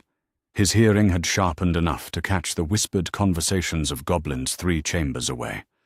Most importantly, he could understand every word of gobbledygook being spoken by the council members, as if the language had always been part of him. "Rise, Harry Potter Ironkin," Ragnok commanded, and Harry stood on unsteady legs that felt different somehow, more grounded and sure. "You are no longer the abandoned child who scavenged among ruins. You are goblin kin now, brother to our warriors, heir to our traditions, protected by our magic and bound by our honor." The council members began to chant in unison, their voices creating harmonies that resonated through stone and flesh alike. Harry felt their acceptance washing over him like warm sunlight, banishing the cold loneliness that had been his constant companion for so long. "Welcome home, son of stone and silver," Griphook said softly, and Harry knew with absolute certainty that he truly was home at last. The boy who had once hidden among the roses at Privet Drive was gone forever, replaced by someone new and strong and beloved. Harry Potter Ironkin had found his true family among the deep places of the earth, and nothing would ever be the same again. The months that followed Harry's adoption into Goblin society passed like a vivid dream, filled with wonders he had never imagined possible. His new life began before dawn each day in the training chambers deep beneath Gringotts, where the sound of hammer on anvil echoed through corridors carved from living stone. The goblin approach to education bore no resemblance to anything the human world might have offered him. Where human schools might have started with simple arithmetic, goblins began with the fundamental principles of metallurgy and gem cutting. Harry found himself learning to identify different types of precious stones by touch alone, to calculate compound interest in his head while balancing on one foot, and to forge simple tools with his bare hands before he had even mastered basic reading in English. His instructor in these matters was Blinknock the Ironwright, an ancient goblin whose arms bore the ritual scars of a master craftsman, and whose patience seemed as endless as the deep places of the earth. Where human teachers might have grown frustrated with Harry's questions, Blinknock encouraged him to probe deeper into every subject, to understand not just the how, but the why of everything he learned. "Young Ironkin," Blinknock would say in his gravelly voice, speaking the formal gobbledygook that Harry was rapidly mastering, "the difference between a goblin and a human is not in the sharpness of our teeth or the length of our fingers. It is in our understanding. The true knowledge comes only through the marriage of theory and practice, mind and hand working as one." Harry threw himself into his studies with the desperate hunger of someone who had been starved of learning for too long. Mathematics came easily to his quick mind, especially when presented in the context of calculating the purity of gold or the proper proportions for steel alloys. History fascinated him when told from the goblin perspective, revealing centuries of conflict and cooperation between their kind and wizard kind that painted a very different picture than anything human textbooks might have contained. But it was in the forges that Harry truly began to shine. There was something about the marriage of fire and metal that spoke to him on a level deeper than conscious thought. Under Blinknock's watchful eye, he learned to read the color of heated steel, to feel when the metal was ready for shaping, to coax beauty and strength from raw materials through patience and skill. His first successful project was a simple silver letter opener, its blade straight and true despite the tremor in his inexperienced hands. The older goblins in the workshop had gathered to watch as he quenched the heated metal in oil, the hiss and steam marking the moment when formless silver became something with purpose and permanence. "Not bad for a human whelp," commented Griselda Goldwhisper, one of the few female goblins in the metalworking guild. Her tone was gruff, but Harry had learned to recognize approval beneath the harsh words.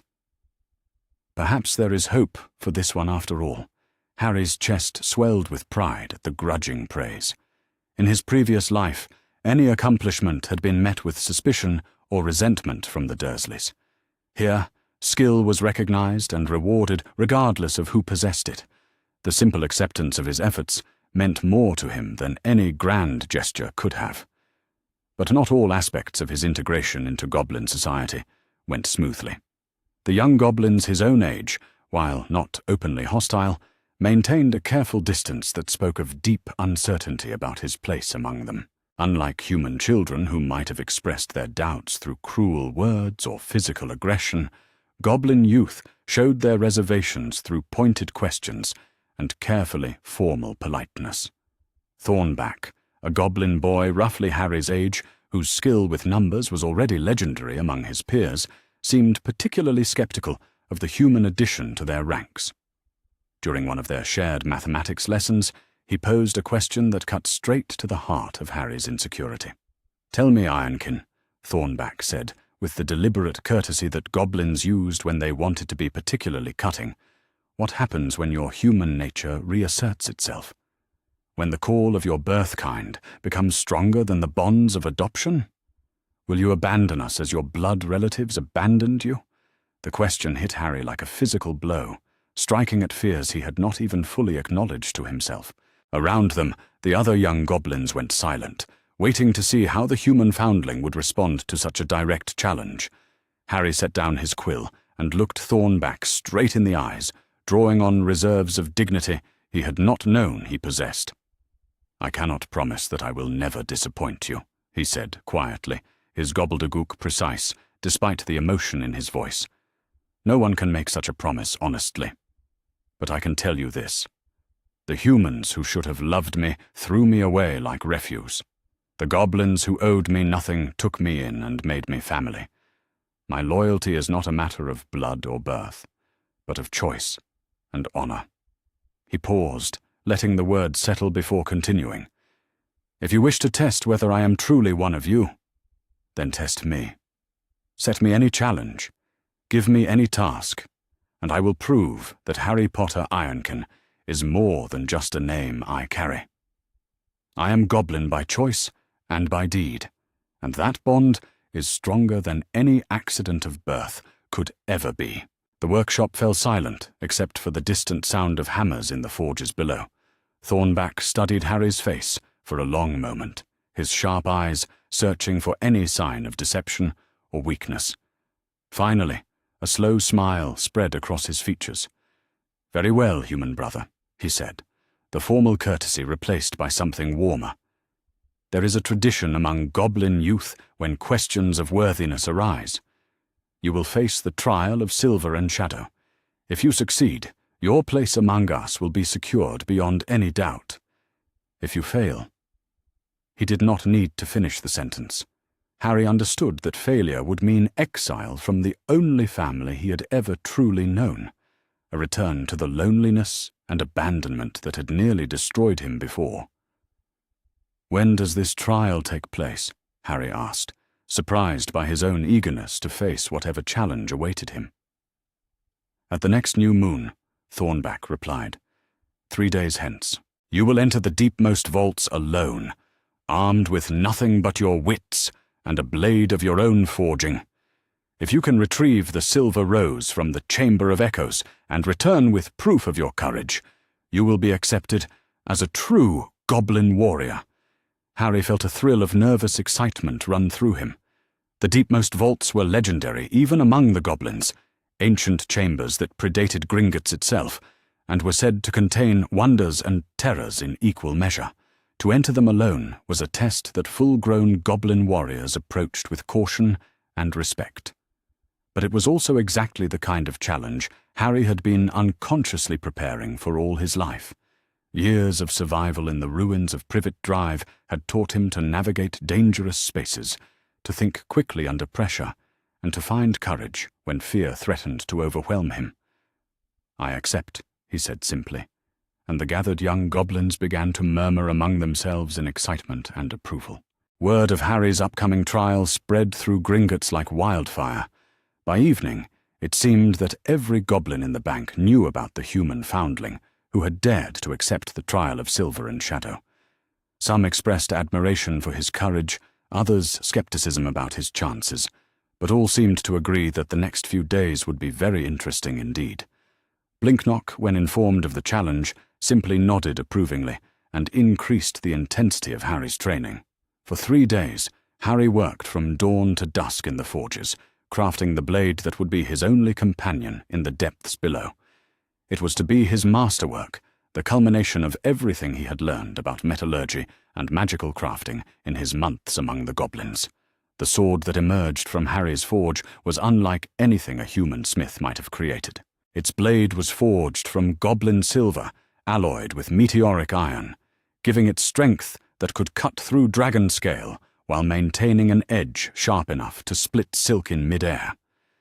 The crossguard bore intricate engravings that told the story of his adoption in symbolic form, while the grip was wrapped in leather taken from a dragon that had once threatened Gringotts itself.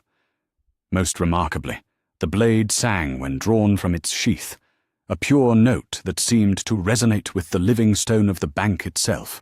Harry had somehow managed to forge not just a weapon, but a work of art that captured something essential about the marriage between human creativity and goblin craftsmanship.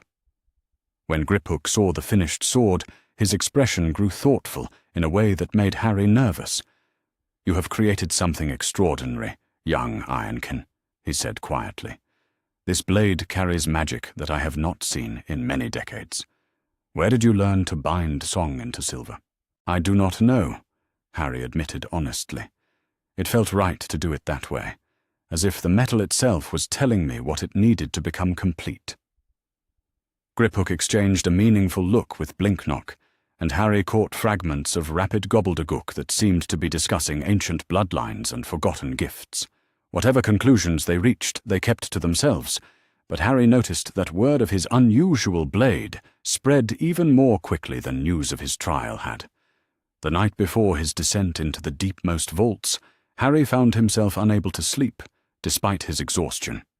He made his way to one of the observation balconies overlooking the main hall of Gringotts, where the eternal bustle of goblin commerce continued, even in the small hours of the morning.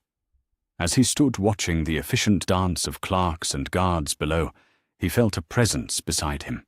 Director Ragnarok had approached so quietly that Harry had not noticed his arrival, a feat that spoke of skills far beyond mere banking. "Nervous about tomorrow, young warrior?" Ragnarok asked gently, his formal demeanor softened by genuine concern. "A little," Harry admitted. "Not about the danger, exactly, but about what it means. If I fail, I lose the only family I have ever really had. And if you succeed, then I prove that I belong here. That being goblin is not just about birth, but about choice and honor and the willingness to defend what matters most." Ragnarok smiled, the expression transforming his austere features. "You have already proven those things, Harry Potter Ironkin. The trial is not really about convincing us of your worthiness. It is about convincing yourself that you have the right to claim the name you have chosen." With those words echoing in his mind, Harry finally found the peace necessary for sleep. Tomorrow would bring whatever challenges awaited him in the deep places beneath Gringotts. But tonight he was surrounded by the warmth and protection of a family that had chosen to love him. When dawn came, it found Harry Potter Ironkin ready to face whatever trials lay ahead, his silver blade singing softly at his side, and his heart filled with the quiet confidence that comes from knowing exactly where one belongs in the world. The entrance to the deepmost vaults lay behind doors of black iron covered in runes that hurt to look at directly. Harry had passed these doors countless times during his months at Gringotts, but had never seen them opened until today.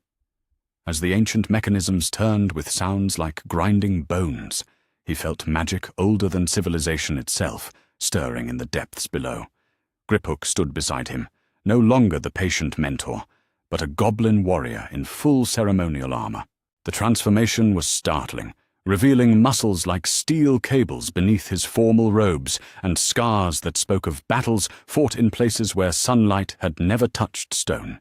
"Remember, young Ironkin," Griphook said formally, "once these doors close behind you, you will be entirely on your own until you emerge with the silver rose or—" He did not finish the sentence, but Harry understood. Failure in the deepmost vaults was not measured in disappointed teachers or failed examinations. Here, failure meant never returning to see the light of day again. "I understand," Harry replied, checking his sword one final time and adjusting the pack of basic supplies that represented the only help he would receive. "I am ready." The doors swung open with ponderous finality, revealing a corridor that stretched away into darkness, deeper than mere absence of light. Harry stepped forward without hesitation, and behind him, the iron door sealed shut with the sound of a tomb closing. The trial of silver and shadow had begun, and Harry Potter Ironkin walked alone into the deep places of the earth, carrying nothing but his courage, his skill, and the song of the blade he had forged with his own hands. The deepmost vaults stretched before Harry like a maze carved from nightmares and starlight. Ancient magic pulsed through the stone walls with a rhythm that matched his heartbeat, while phosphorescent fungi provided just enough light to navigate by without revealing the full scope of the dangers that lurked in the shadows beyond. Harry had emerged victorious from the trial of Silver and Shadow 3 days prior, returning to Gringotts with the legendary silver rose clutched in his bloodied hands and a new understanding of his own capabilities burning bright in his chest. The other young goblins now treated him with genuine respect rather than polite tolerance, and even the most traditional elders had begun to nod approvingly when he passed in the corridors. But victory in the trial had brought unexpected consequences. Director Ragnarok had summoned him that morning with news that would change everything once again. Your performance in the deepmost vaults has earned you certain privileges, young Ironkin, Ragnarok had explained as they walked through passages Harry had never seen before. Chief among these is access to the deepest Potter family vault, sealed since your father's death and protected by magic that recognizes only the true heir. They stood now before a door that seemed to be carved from a single massive emerald, its surface covered in runes that shifted and changed as Harry watched. The magic radiating from the barrier was unlike anything he had encountered before, older and more complex than even the ancient enchantments that protected Gringotts itself. Place your hand upon the seal, Ragnarok instructed quietly. If you are truly James Potter's son, the vault will open. If not, he did not finish the threat, but Harry could feel the lethal magic waiting to strike down anyone foolish enough to approach without the proper bloodline. Taking a deep breath, he pressed his palm against the emerald surface and felt power rush through him like lightning made of memories and starfire. The massive door swung open silently, revealing a chamber that took Harry's breath away. Unlike the other Potter vaults he had visited, this one felt less like a repository of wealth and more like a shrine to knowledge itself. Shelves stretched from floor to ceiling, filled with books and scrolls that seemed to glow with their own inner light. Ancient artifacts rested in places of honor, while portraits of long-dead Potters watched from golden frames with expressions of curious interest. But it was the simple wooden desk in the center of the chamber that drew Harry's attention immediately. Upon it lay a journal bound in dragonhide, its pages yellowed with age, but preserved by magic that had kept every word as fresh as the day it was written. The cover bore an inscription in James Potter's familiar handwriting. For my son, should the worst come to pass. Harry approached the journal with trembling hands, acutely aware that he was about to learn truths that had been hidden from him his entire life. Ragnarok remained respectfully silent as Harry opened to the first page and began to read his father's words. My dear Harry, the journal began, if you are reading this, then Lily and I are dead, and you have somehow survived whatever darkness destroyed us. I pray that you have been raised with love and wisdom, but I fear that may not be the case. There are forces at work in our world that care nothing for the welfare of children, and I have reason to suspect that even those who claim to be our allies may not have your best interests at heart. Harry's hands clenched involuntarily as he continued reading. Page after page revealed James Potter's growing suspicions about Albus Dumbledore, documented with the careful precision of someone trained in warfare and intelligence gathering. The old man speaks constantly of the greater good, James had written, but I have begun to notice that his definition of good seems to require an awful lot of suffering from other people. He has been asking increasingly pointed questions about Harry's magical development, about whether the boy shows any unusual abilities or displays any signs of dark magic influence. Most disturbing was a passage dated just weeks before the Potter family's deaths. Dumbledore came to see us again today, ostensibly to discuss security arrangements, but he spent most of his time watching Harry with an intensity that made my skin crawl. When I asked him directly what he was looking for, he gave me one of his infuriating non-answers about the nature of sacrifice and the prices we must pay for victory. I am beginning to suspect that Dumbledore sees Harry not as a child to be protected, but as a weapon to be shaped and aimed at his enemies. If something happens to Lily and me, I pray that someone will keep our son safe from the manipulations of men who think themselves gods." Harry's vision blurred with tears as the full scope of his father's fears became clear. James Potter had suspected that Dumbledore might sacrifice Harry for what the headmaster deemed the greater good, and events had proven those suspicions tragically accurate. But the journal contained more than just warnings about Dumbledore's character. James had also documented family magic that Harry had never known existed, spells and rituals passed down through generations of Potters that made ordinary wizarding magic look crude by comparison. The Potter family gift, James had written, lies not in raw power, but in the ability to see and manipulate the connections between living things.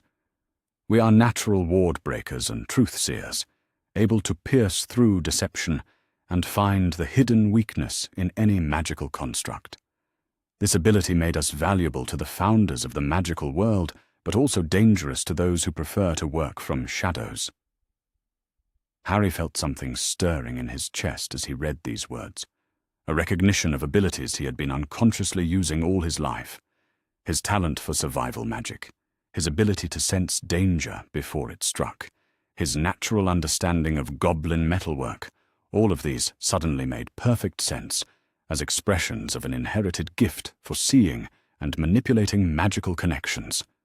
"There is more, young Potter," Ragnarok said quietly, having watched Harry read in respectful silence. "Your father was wise to hide these secrets, but he was not the only one who suspected what Dumbledore truly intended for you." The goblin led Harry to another section of the vault where a crystal sphere rested on a pedestal of black marble. The orb pulsed with gentle light that seemed to respond to Harry's presence, growing brighter as he approached. "This is a memory crystal," Ragnarok explained, "crafted by goblin artisans for your father shortly before his death.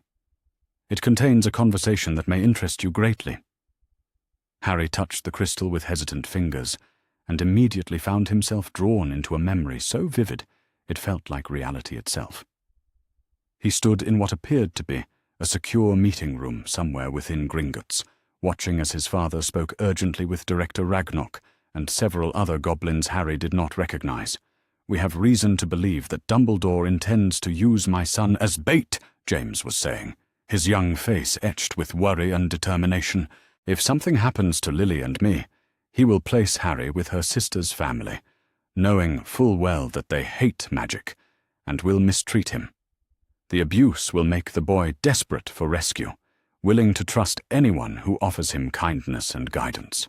The goblin version of Ragnarok, younger but no less formidable than his present-day counterpart, leaned forward with interest. "And you believe Dumbledore will position himself as that rescuer?" "Exactly.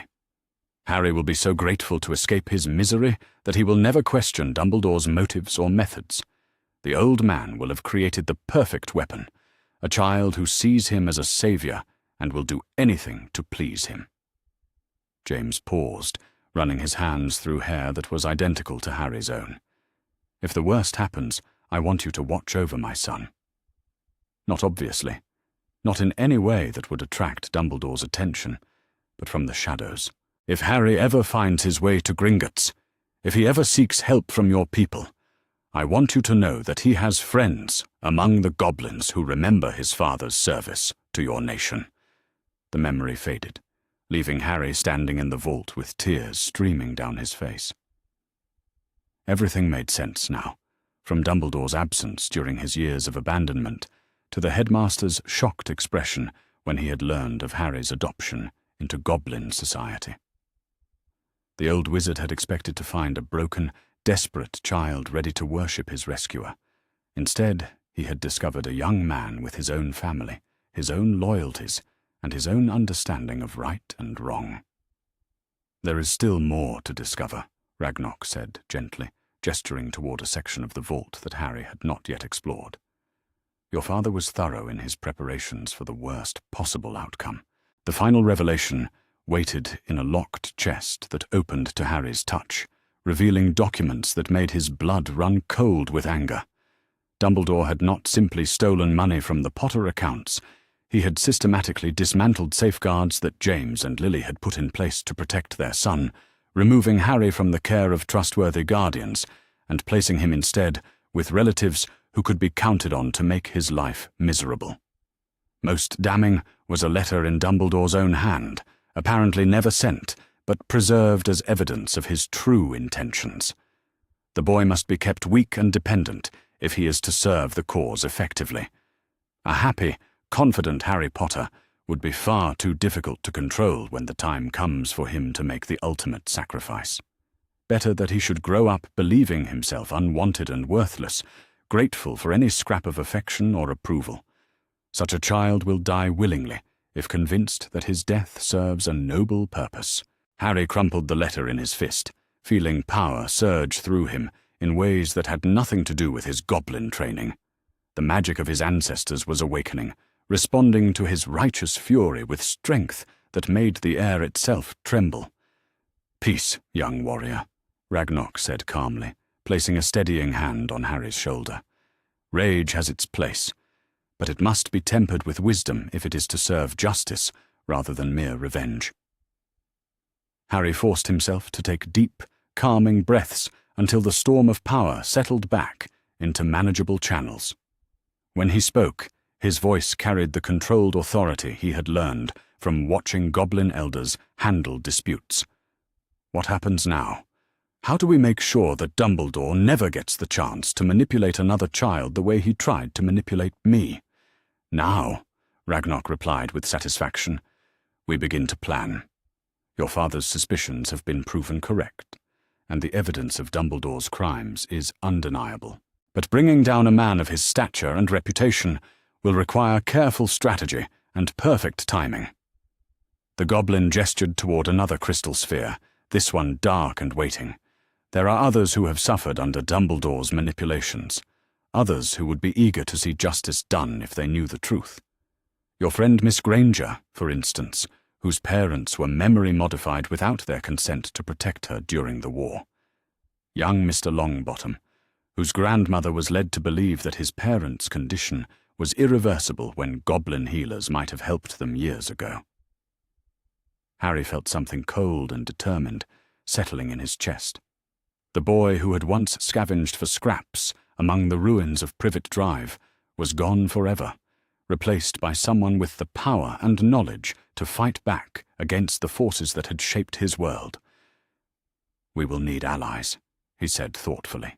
"People who can move in circles where goblins are not welcome, who can gather information and plant seeds of doubt about Dumbledore's methods."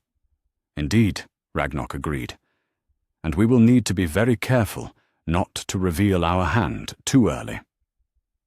Dumbledore has survived for over a century by being paranoid and ruthless beneath his grandfatherly facade.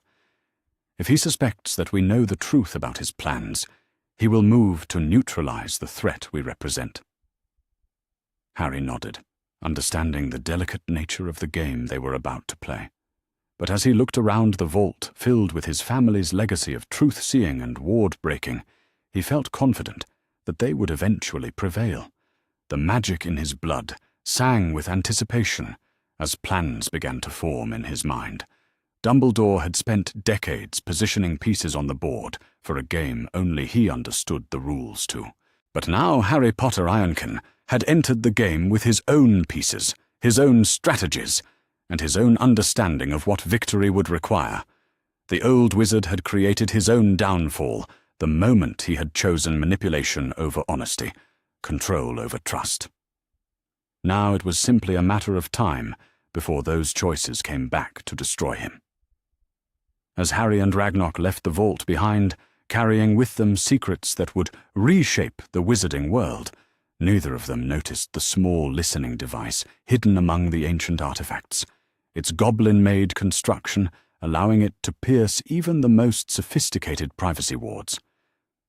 Somewhere in the depths of Gringotts, a figure in dark robes smiled as he listened to their conversation, already planning how best to use this information to his own advantage. The game was indeed about to become far more interesting, but perhaps not in the way that Harry Potter Ironkin expected. The boy who had thought himself safe in the depths of the Goblin Bank was about to learn that even the most secure fortresses could be infiltrated by those patient enough to wait for the perfect moment to strike. 2 years had passed since Harry's discovery of his father's hidden warnings, and the boy who had once scavenged for survival among the ruins of Privet Drive had grown into something that would have been unrecognizable to his former self. At 10 years old, Harry Potter Ironkin stood nearly as tall as some adult goblins, his frame lean but corded with muscle from endless hours in the training chambers. His emerald eyes had gained a sharpness that spoke of hard-won wisdom, while his hands bore the ritual scars that marked him as a warrior of the goblin clans. The formal induction ceremony had taken place at dawn in the Hall of Ancient Honors, deep beneath Gringotts, where the oldest magic still pulsed through veins of precious metals embedded in living stone. Director Ragnarok himself had performed the rites, binding Harry's spirit to the warrior tradition with oaths spoken in gobbledygook, so ancient that even the eldest scribes had to consult forgotten texts to verify the proper pronunciation. "You are no longer merely Ironkin," Ragnarok had declared as he placed the ceremonial war braids in Harry's dark hair, each strand woven with silver wire that caught the torchlight like captured stars. "You are Ironkin warrior, sworn to defend the deep places and guard the ancient treasures. Let your blade sing death to any who would threaten the clan bond you have claimed." The other young goblins who had undergone the ceremony alongside Harry bore names like Grekel Goldaxe and Bodrick Ironteeth, proud designations that spoke of bloodlines stretching back to the founding of Gringotts itself.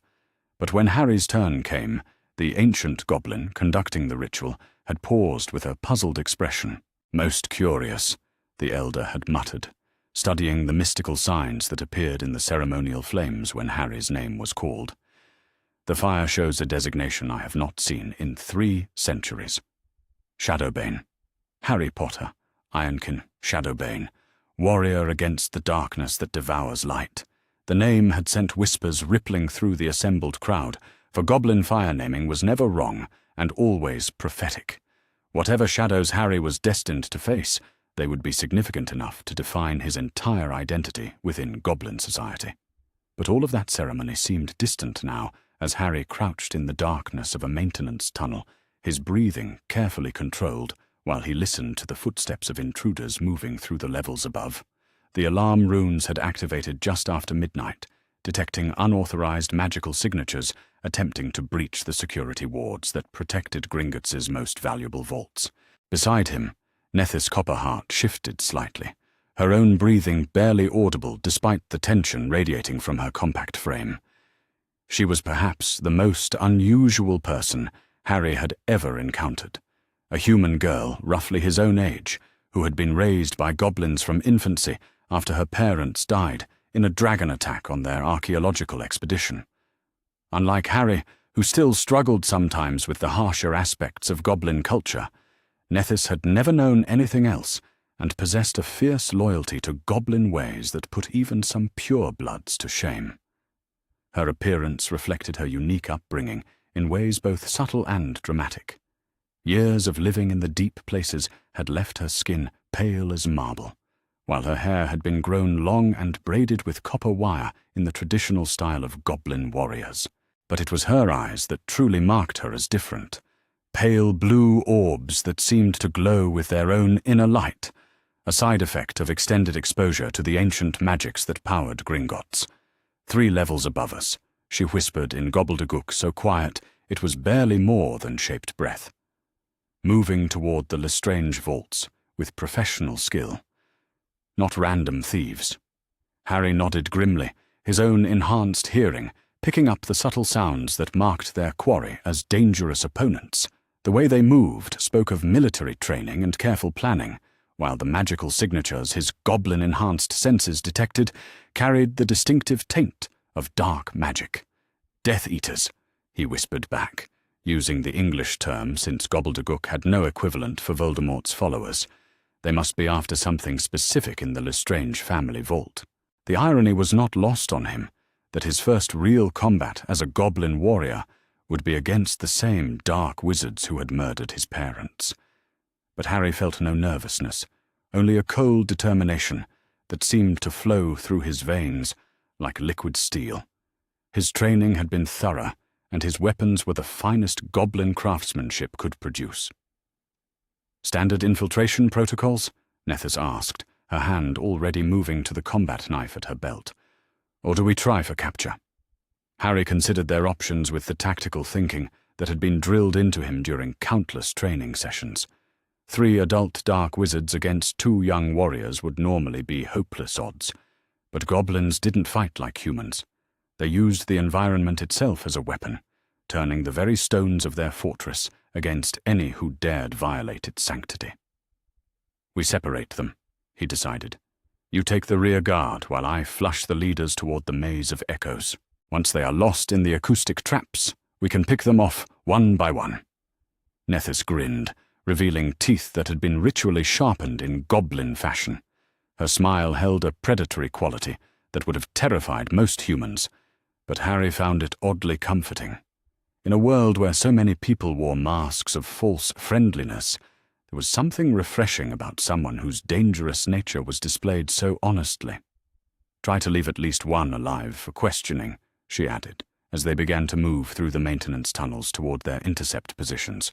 "Ragnarok will want to know who sent them and what they were really after."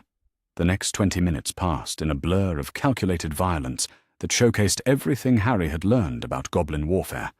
Unlike the flashy dueling styles favored by wizard society, goblin combat was brutally efficient and utterly without mercy for those who threatened the clan.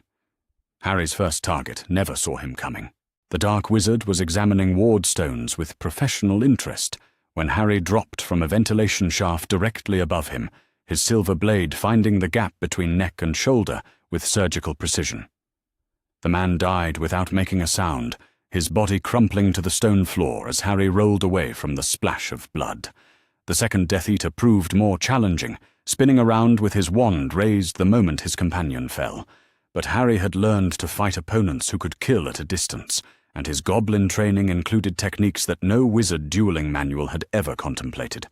Instead of trying to close the distance conventionally, Harry threw himself sideways against the wall and used his momentum to run along the vertical surface for 3 steps before launching himself at his opponent from an impossible angle.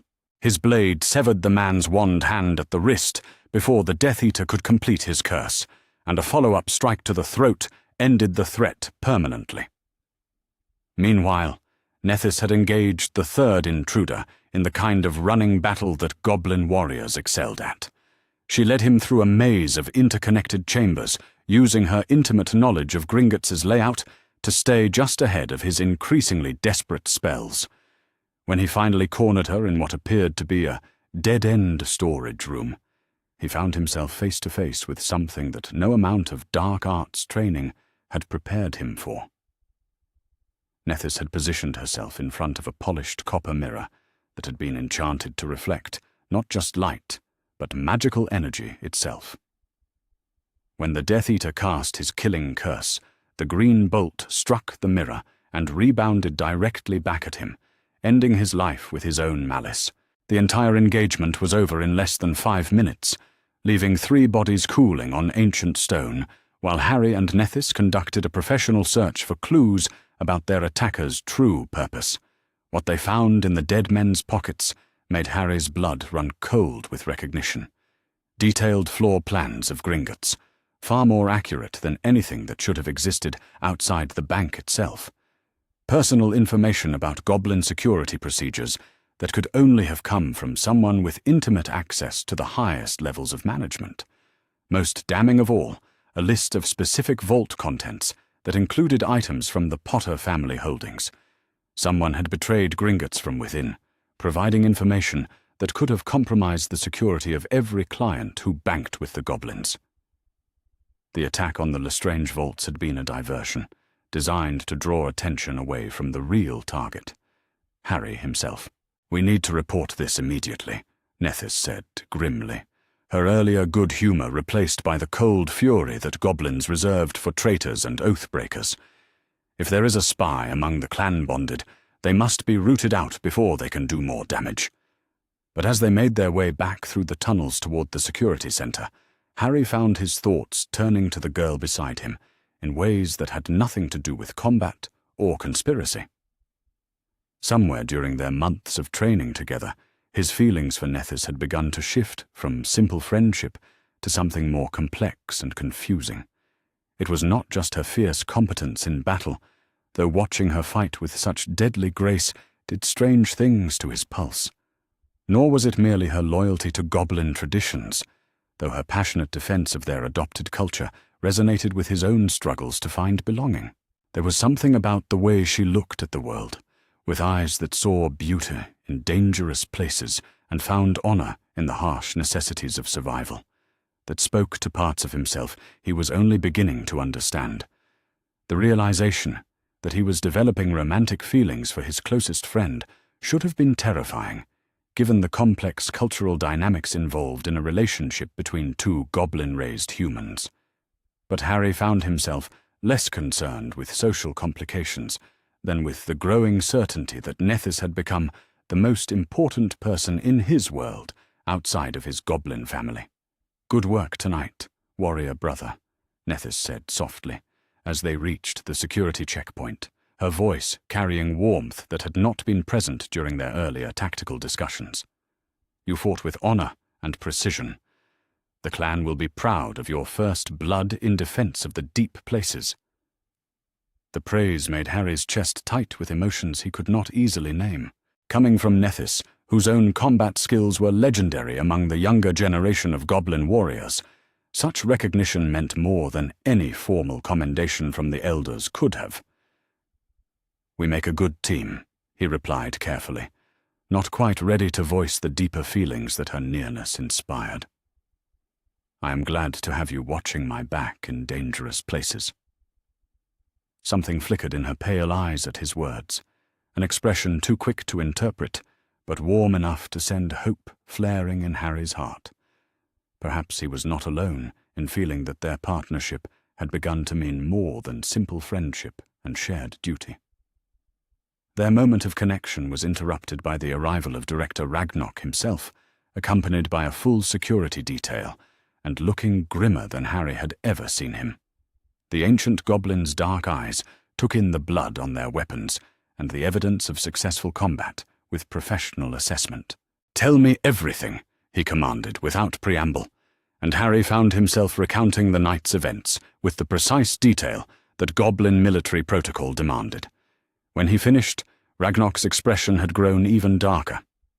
The implications of an internal security breach were staggering, threatening not just the bank's reputation, but the very foundation of trust that goblin society was built upon.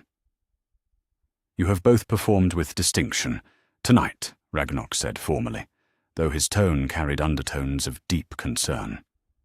"Your quick thinking and flawless execution prevented what could have been a catastrophic theft. But the larger problem remains. Someone with access to our most sensitive information has betrayed that trust."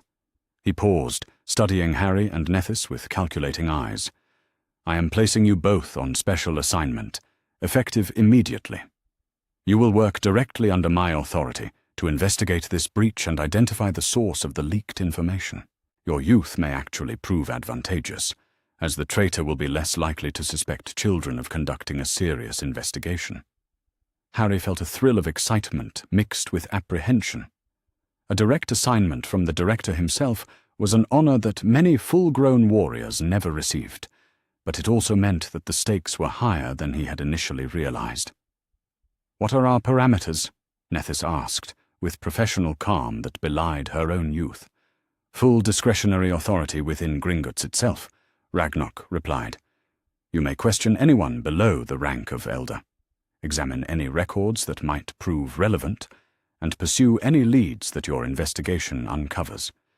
But remember that we are dealing with someone clever enough to betray us without detection thus far.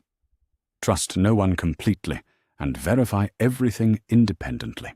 As they accepted their new assignment and began planning their investigation, Harry found himself thinking about the strange turns his life had taken, The abandoned child who had once hidden among the roses at Privet Drive was now a goblin warrior, tasked with protecting one of the most powerful institutions in the magical world. But more than that, he was no longer alone. Beside him stood someone who understood the unique challenges of being human in goblin society, who shared his fierce loyalty to their adopted family, and who might, if he was very fortunate, come to share his growing feelings as well. The investigation ahead would be dangerous, requiring them to navigate the complex politics of goblin society while hunting a traitor who had already proven capable of extraordinary deception. But Harry felt confident that together he and Nethys could face whatever challenges awaited them. After all, they had already proven that night that they made an effective team in combat. Perhaps it was time to discover what other kinds of partnerships might be possible between them. As they left the security center to begin their investigation, Harry caught Nethys glancing at him with an expression that seemed to echo his own complicated feelings. The next few weeks would test not just their skills as warriors and investigators, but the growing bond between them that was beginning to feel like something that could reshape both their lives. The boy who had learned to survive alone was about to discover what it meant to have a true partner, in battle and perhaps in something even more important than war. The morning of Harry's 11th birthday dawned crisp and clear in the deep chambers of Gringotts, though the passage of time meant little in the eternal twilight of the goblin realm.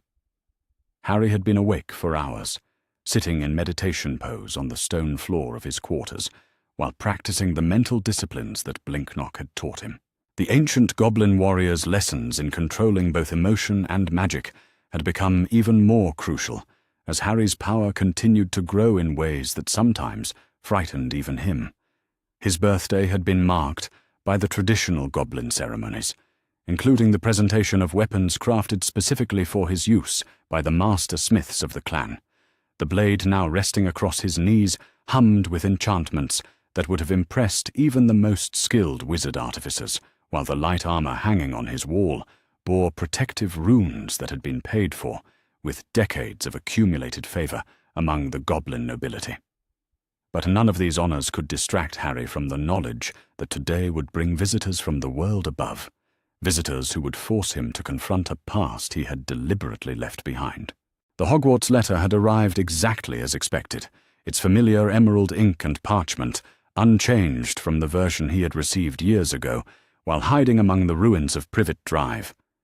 This time, however, Harry Potter Ironkin Shadowbane would not be facing the wizarding world alone and unprepared. The first sign of the approaching confrontation came with the activation of the perimeter wards, their ancient magic recognizing the distinctive magical signature of Albus Dumbledore and responding with alarm runes that echoed through every level of the bank. Harry felt the protective spells of Gringotts tightening around him like the embrace of a concerned parent, ready to defend their adopted son against any threat. Director Ragnarok appeared in Harry's quarters with the silent efficiency that marked all goblin movement, his formal robes replaced by the battle regalia that he had not worn since the last goblin rebellion. The sight of the ancient warrior in full combat dress sent a clear message to anyone with eyes to see. Gringotts would not surrender its own without a fight. "They are here," Ragnarok said simply, his voice carrying undertones of steel and stone. "Dumbledore, McGonagall, and the half-giant Hagrid. They demand to speak with you about your education and your future, as if they have any legal right to make such demands." Harry rose from his meditation with fluid grace, his movements reflecting years of combat training and physical conditioning. At 11 years old, he already stood taller than many adult goblins, his frame lean but powerful in ways that spoke of discipline and dedication. The ritual scars on his hands marked him as a warrior, while the silver threads woven into his dark hair proclaimed his status within the clan hierarchy. "Let them come," Harry said quietly, his voice carrying the controlled authority he had learned from watching goblin elders handle disputes. "But they will find me very different from the broken child they expected to rescue." The confrontation took place in the Hall of Judgment, a circular chamber carved from living stone and decorated with reliefs that told the history of goblin-wizard relations in uncompromising detail. Every past betrayal, every broken treaty, every act of prejudice and violence was recorded here in stone that would endure long after the current generation had returned to dust. Harry entered the chamber flanked by Nethys and 6 goblin warriors in full battle dress, their presence making it clear that any threat to him would be met with overwhelming force. He had chosen to wear the formal robes of his rank within goblin society, deep blue silk embroidered with silver runes that proclaimed his status as warrior and clan brother to any who knew how to read the ancient symbols. The wizards waiting for them looked exactly as Harry remembered from his childhood glimpses and his father's hidden memories. Dumbledore stood at their head, his long beard white as fresh snow and his blue eyes twinkling with the grandfatherly warmth that had fooled so many people over the decades. Professor McGonagall maintained her characteristic stern expression, though Harry could see surprise flickering behind her spectacles as she took in his transformed appearance. Hagrid loomed behind them both, his massive frame somehow managing to look sheepish despite his intimidating size. "Harry James Potter," Dumbledore said warmly, his voice carrying the practiced cadence of someone accustomed to commanding attention and respect. "How wonderful it is to see you again after all these years. I trust you have been well cared for during your time with our goblin friends." The casual dismissal of his adopted family as merely friends, rather than true kin, set Harry's teeth on edge. But his goblin training held firm. Anger was a weapon to be controlled and directed, not a weakness to be displayed for enemies to exploit. "My name," Harry replied with icy politeness, "is Harry Potter Ironkin Shadowbane, warrior of the goblin clans and defender of the deep places. You may address me by my chosen name, or not at all." The correction sent ripples of shock through the assembled wizards, while the goblin warriors behind Harry clicked their approval in the ancient language. Dumbledore's eyebrows rose slightly, but his expression remained benevolent, despite the clear challenge to his authority. "Of course, my dear boy," the headmaster said smoothly, "though I confess I am curious about how you came to be here rather than with your aunt and uncle as I arranged.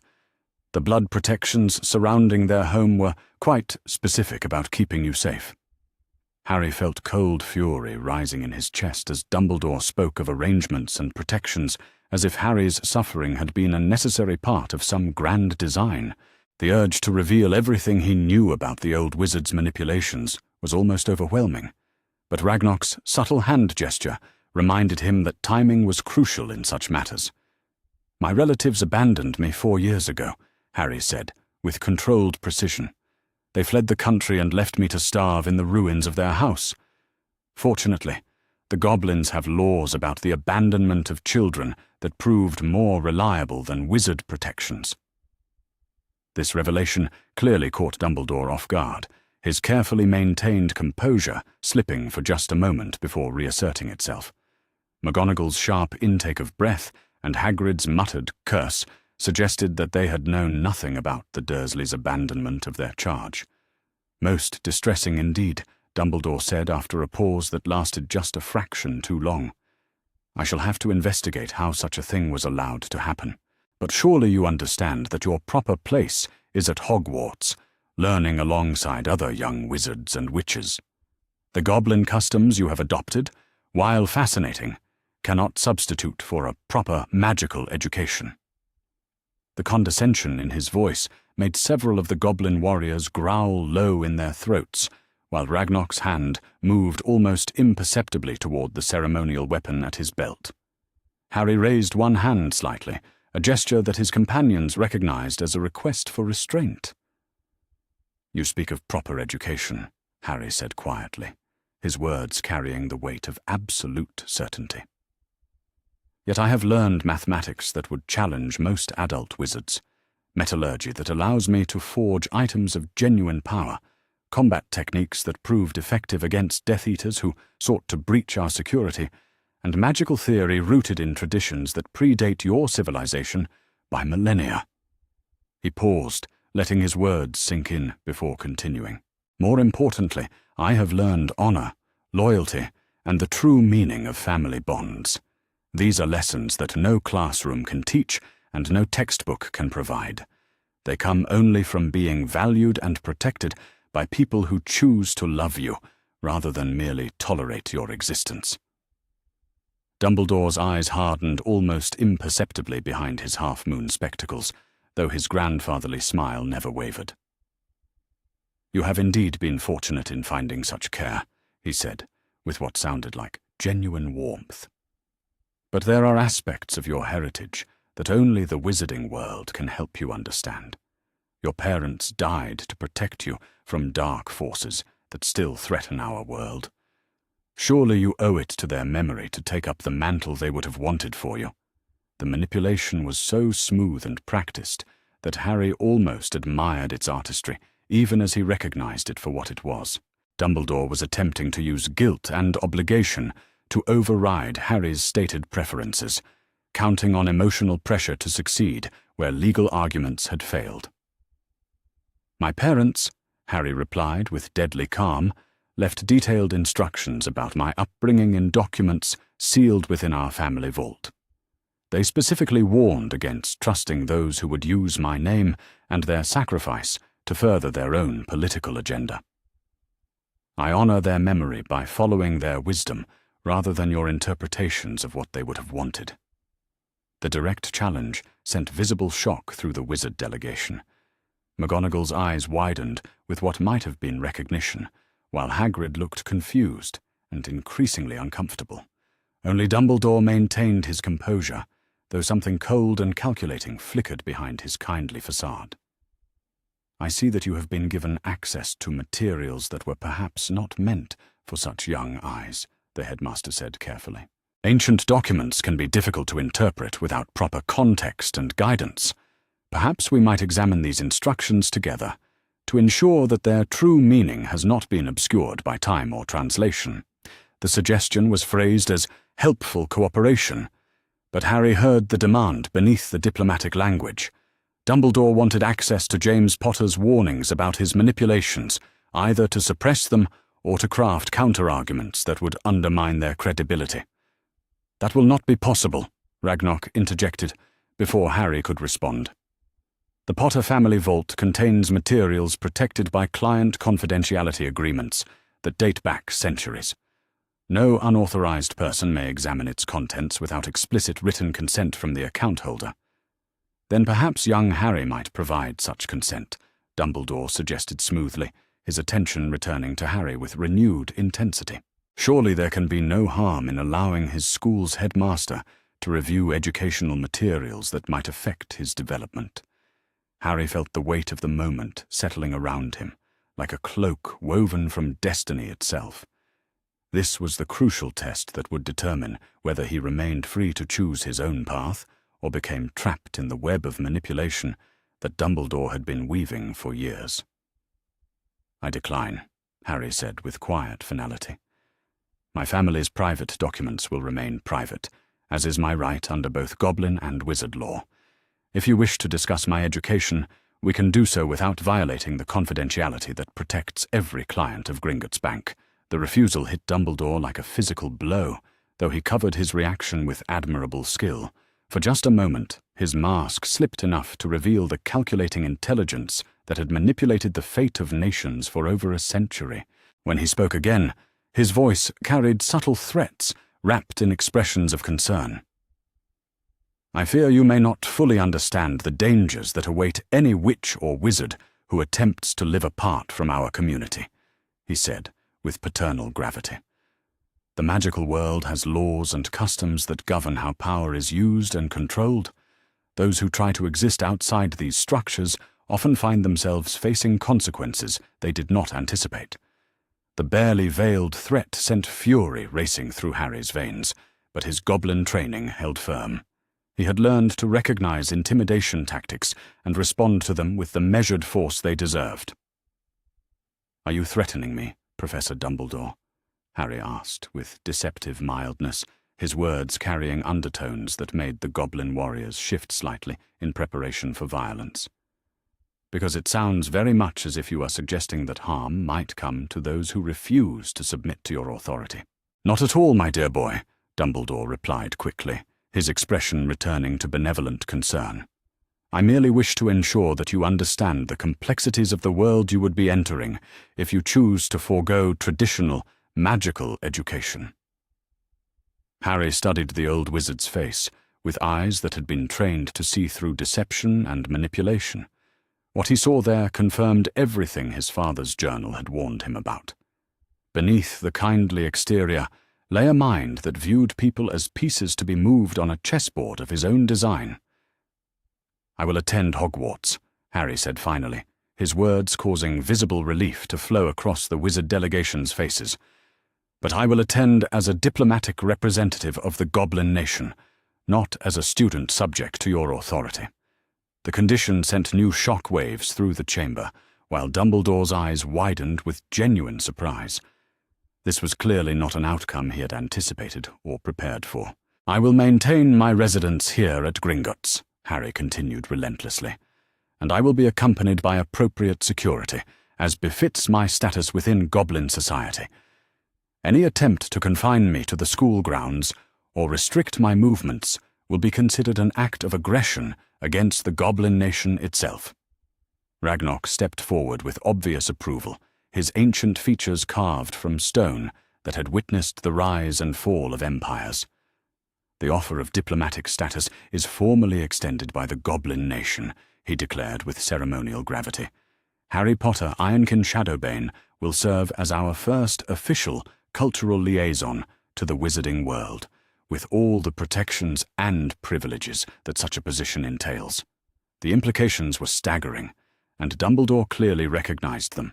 A diplomatic representative could not be coerced, controlled, or manipulated without risking a complete breakdown in goblin-wizard relations. Harry would be attending Hogwarts as an equal rather than a subordinate, free to learn what he chose while maintaining his independence. "This is highly irregular," McGonagall protested, though her tone suggested professional concern rather than opposition. "The school has no protocols for accommodating diplomatic personnel among the student body." "Then you will create new protocols," Ragnarok replied implacably. "The alternative is to explain to the Ministry why Hogwarts refused to honor the diplomatic status of an official goblin representative." Dumbledore was silent for a long moment, clearly calculating the political ramifications of his available choices. When he finally spoke, his voice carried the weary acceptance of someone who had been outmaneuvered but was too skilled to resist gracefully. "Very well," he said quietly. "I shall inform the school governors of this new arrangement and ensure that appropriate accommodations are made. Though I confess I hope you will reconsider this path before it leads you too far from the life your parents envisioned for you." "My parents," Harry replied with steel in his voice, "envisioned a life where I would be loved and protected, where I would grow up surrounded by people who valued me for who I am, rather than what I might become. The goblins have given me exactly that life, Professor Dumbledore. I will not abandon the family that chose me for one that merely tolerates my existence." As the wizard delegation prepared to leave, clearly shaken by how thoroughly their expectations had been overturned, Harry felt a sense of profound satisfaction settling in his chest. The boy who had once hidden among the roses at Privet Drive had grown into someone who could stand against the most powerful wizard of the age and emerge victorious. But more than that, he had proven to himself and everyone present that the bonds of chosen family were indeed stronger than the accidents of birth or the manipulations of those who claimed to know what was best for him. When the last echoes of the wizard's departure had faded from the stone corridors, Nethys appeared at Harry's side with a smile that made his heart skip in ways that had nothing to do with combat adrenaline. "Nicely done, warrior brother," she said softly, her pale eyes bright with admiration, and something warmer that Harry was only beginning to recognize. "You faced down the most feared wizard in Britain and made him back down without drawing steel. The clan will sing songs of this day for generations to come." Harry felt heat rising in his cheeks at her praise, though whether from pride or the growing awareness of how beautiful she looked in the torchlight, he could not say. What he did know was that the next phase of his journey would be far more interesting with her by his side. The boy who had learned to survive alone was about to discover what it meant to enter the wider world with true allies at his back, and a clear understanding of exactly who he was and what he stood for. Hogwarts would never be the same. The September morning that marked Harry's departure for Hogwarts dawned with the kind of crisp clarity that made even the deepest chambers of Gringotts seem touched by autumn light. Harry stood before the mirror in his quarters, adjusting the formal diplomatic robes that marked his unique status as the first Goblin cultural liaison ever to attend the famous wizarding school. The deep blue fabric was embroidered with silver runes that told his story in the ancient Goblin script, while the ceremonial blade at his side sang softly with protective enchantments. Nethys appeared in his doorway without announcement, her pale eyes taking in his transformed appearance with an expression that made his heart skip in ways he was still learning to understand. She wore her own formal attire, the copper-threaded braids of a goblin warrior diplomat, complementing robes of midnight black that seemed to absorb light rather than reflect it. "You look every inch the diplomat," she observed with a smile that carried undertones of both pride and something warmer. "The wizarding world will not know what to make of you." "That is rather the point," Harry replied, returning her smile with one of his own. "If they cannot categorize me easily, they cannot control me as easily either." The strategy was sound, born from months of careful planning with Director Ragnok and the Goblin Intelligence Network. Harry would enter Hogwarts not as the boy who lived seeking acceptance and guidance, but as a foreign dignitary whose presence was both privilege and challenge. The psychological advantage of such positioning could not be overstated. Ragnok himself awaited them in the main hall, surrounded by the full ceremonial guard that traditionally escorted Goblin ambassadors to important functions. The ancient director wore robes of state that had not been seen outside Gringotts in over 2 centuries, their fabric woven with threads of precious metals that caught the torchlight like captured starfire.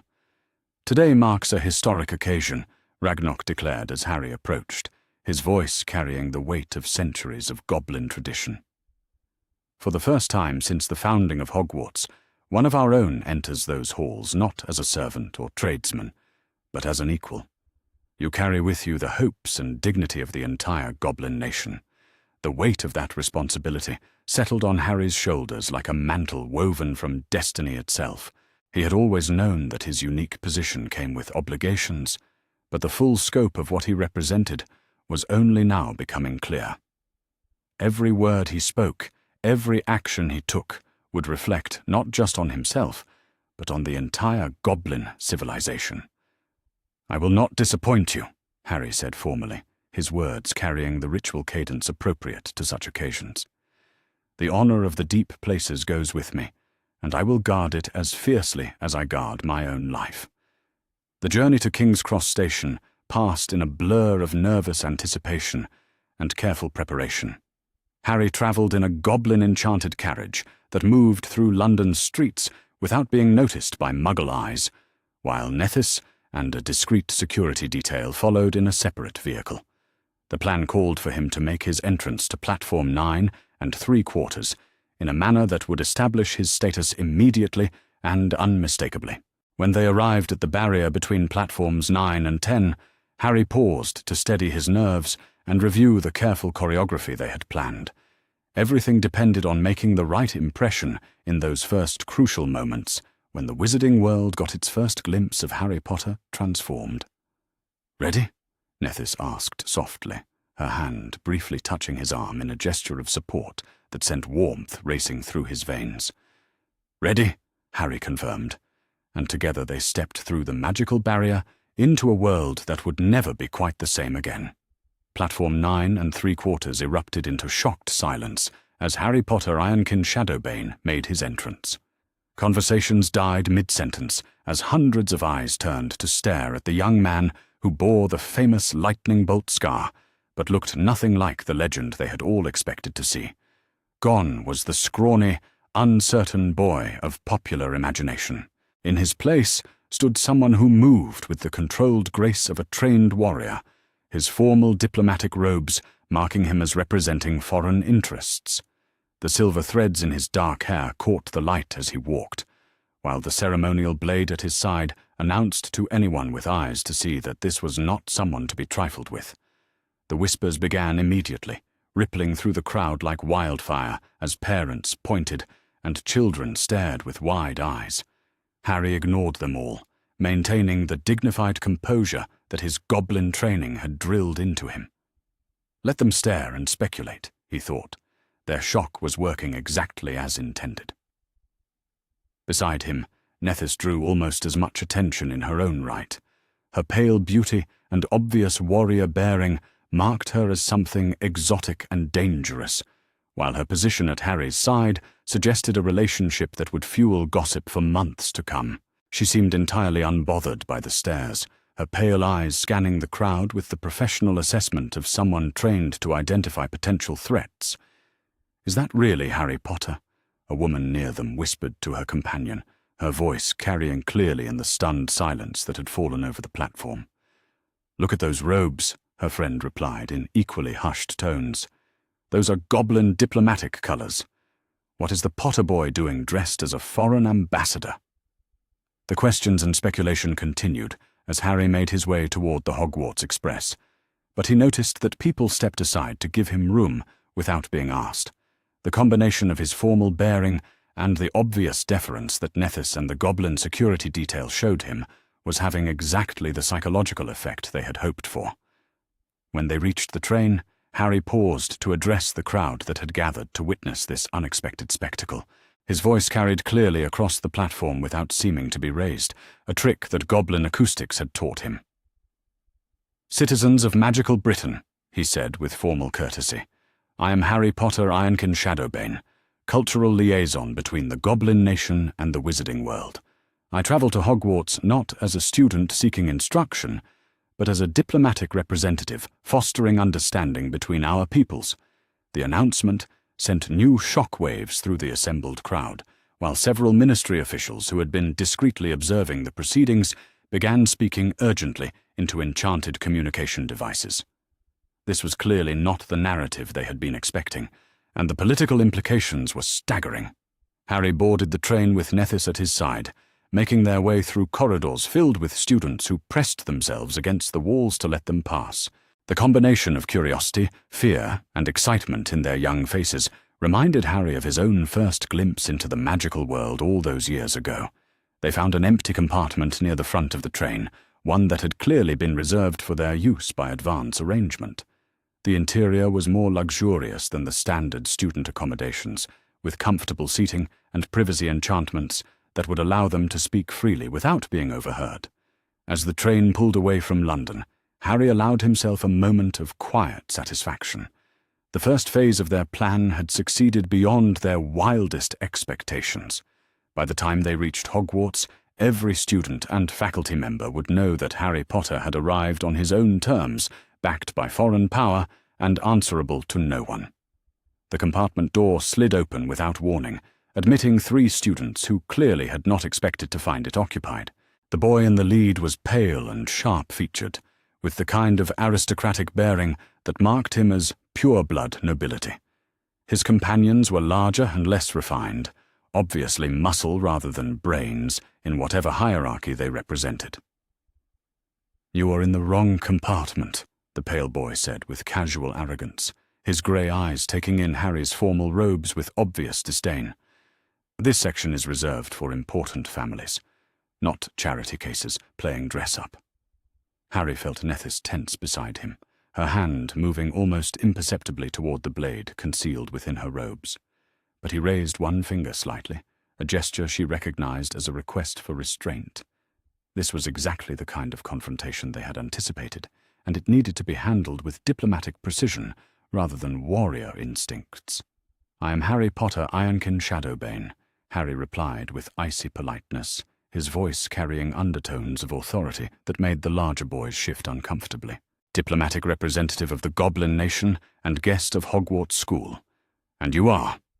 The introduction clearly caught the pale boy off guard, though he recovered quickly enough. Draco Malfoy, he said, with renewed confidence, his family name carrying obvious weight in his own mind. Son of Lucius Malfoy, advisor to the minister himself. Harry had heard that name before, though not in contexts that reflected well on its bearer. His father's journals had mentioned Lucius Malfoy as someone to be watched carefully, while Goblin intelligence files painted him as a Death Eater sympathizer with questionable business practices. "Ah, yes," Harry said with deliberate mildness. "Lucius Malfoy. The Goblin records show him as someone who has had certain difficulties with proper vault protocol in recent years. I trust those issues have been resolved to everyone's satisfaction." The subtle reference to the man's legal troubles sent visible shock across Draco's features, while his companions looked confused by the diplomatic language being used. Few people outside Goblin circles would know the details of Lucius Malfoy's recent problems with Gringotts security, and the fact that Harry had access to such information marked him as someone with connections far beyond what they had expected. "I do not know what you are implying," Draco said stiffly, though uncertainty had crept into his voice. "My father's business dealings are beyond reproach." "Of course they are," Harry agreed with perfect courtesy, his tone making it clear that he believed nothing of the sort. "I merely mention it as a point of professional interest. The Goblin Nation takes vault security very seriously, as I am sure you can understand."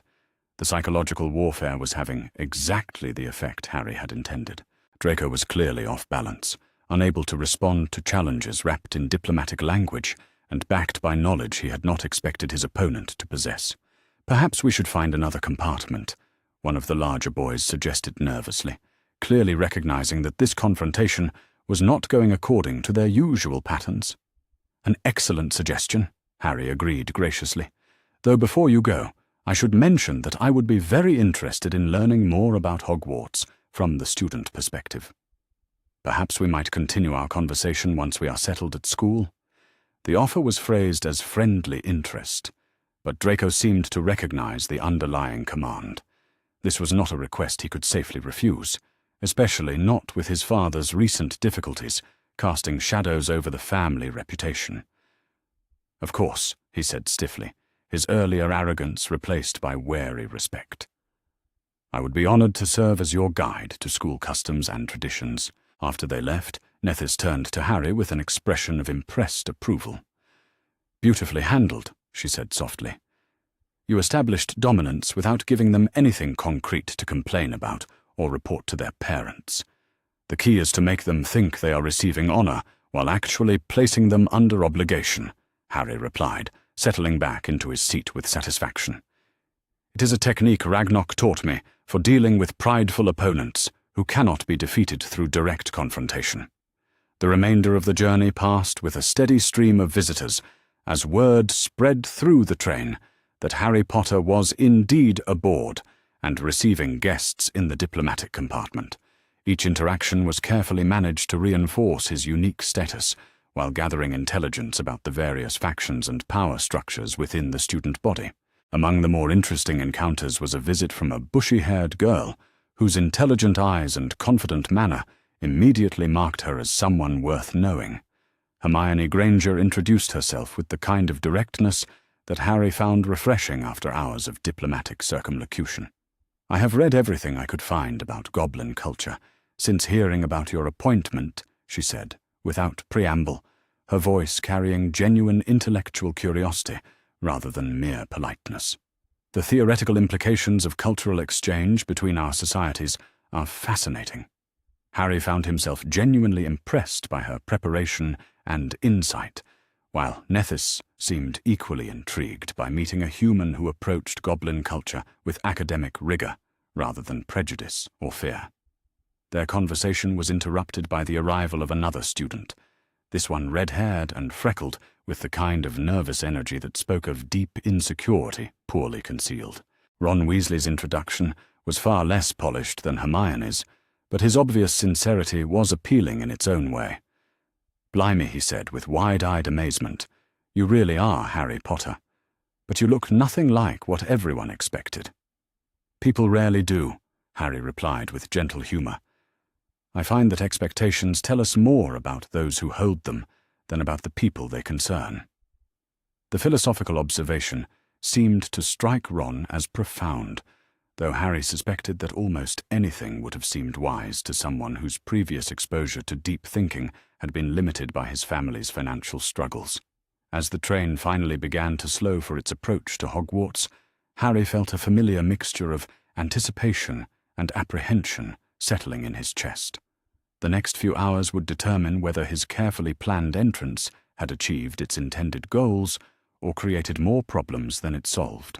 But regardless of what challenges awaited him in the castle ahead, Harry knew that he was no longer the abandoned child who had once hidden among the roses at Privet Drive.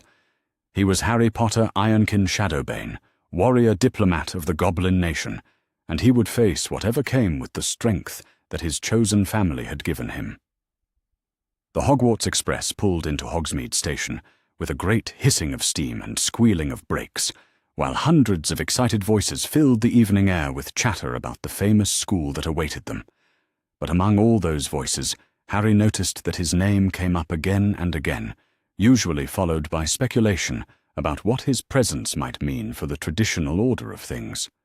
Change was coming to Hogwarts School of Witchcraft and Wizardry, whether the faculty and administration were ready for it or not, and Harry Potter Ironkin Shadowbane intended to make sure that it was change for the better, guided by the principles of honor and equality that his goblin family had taught him to value above all else.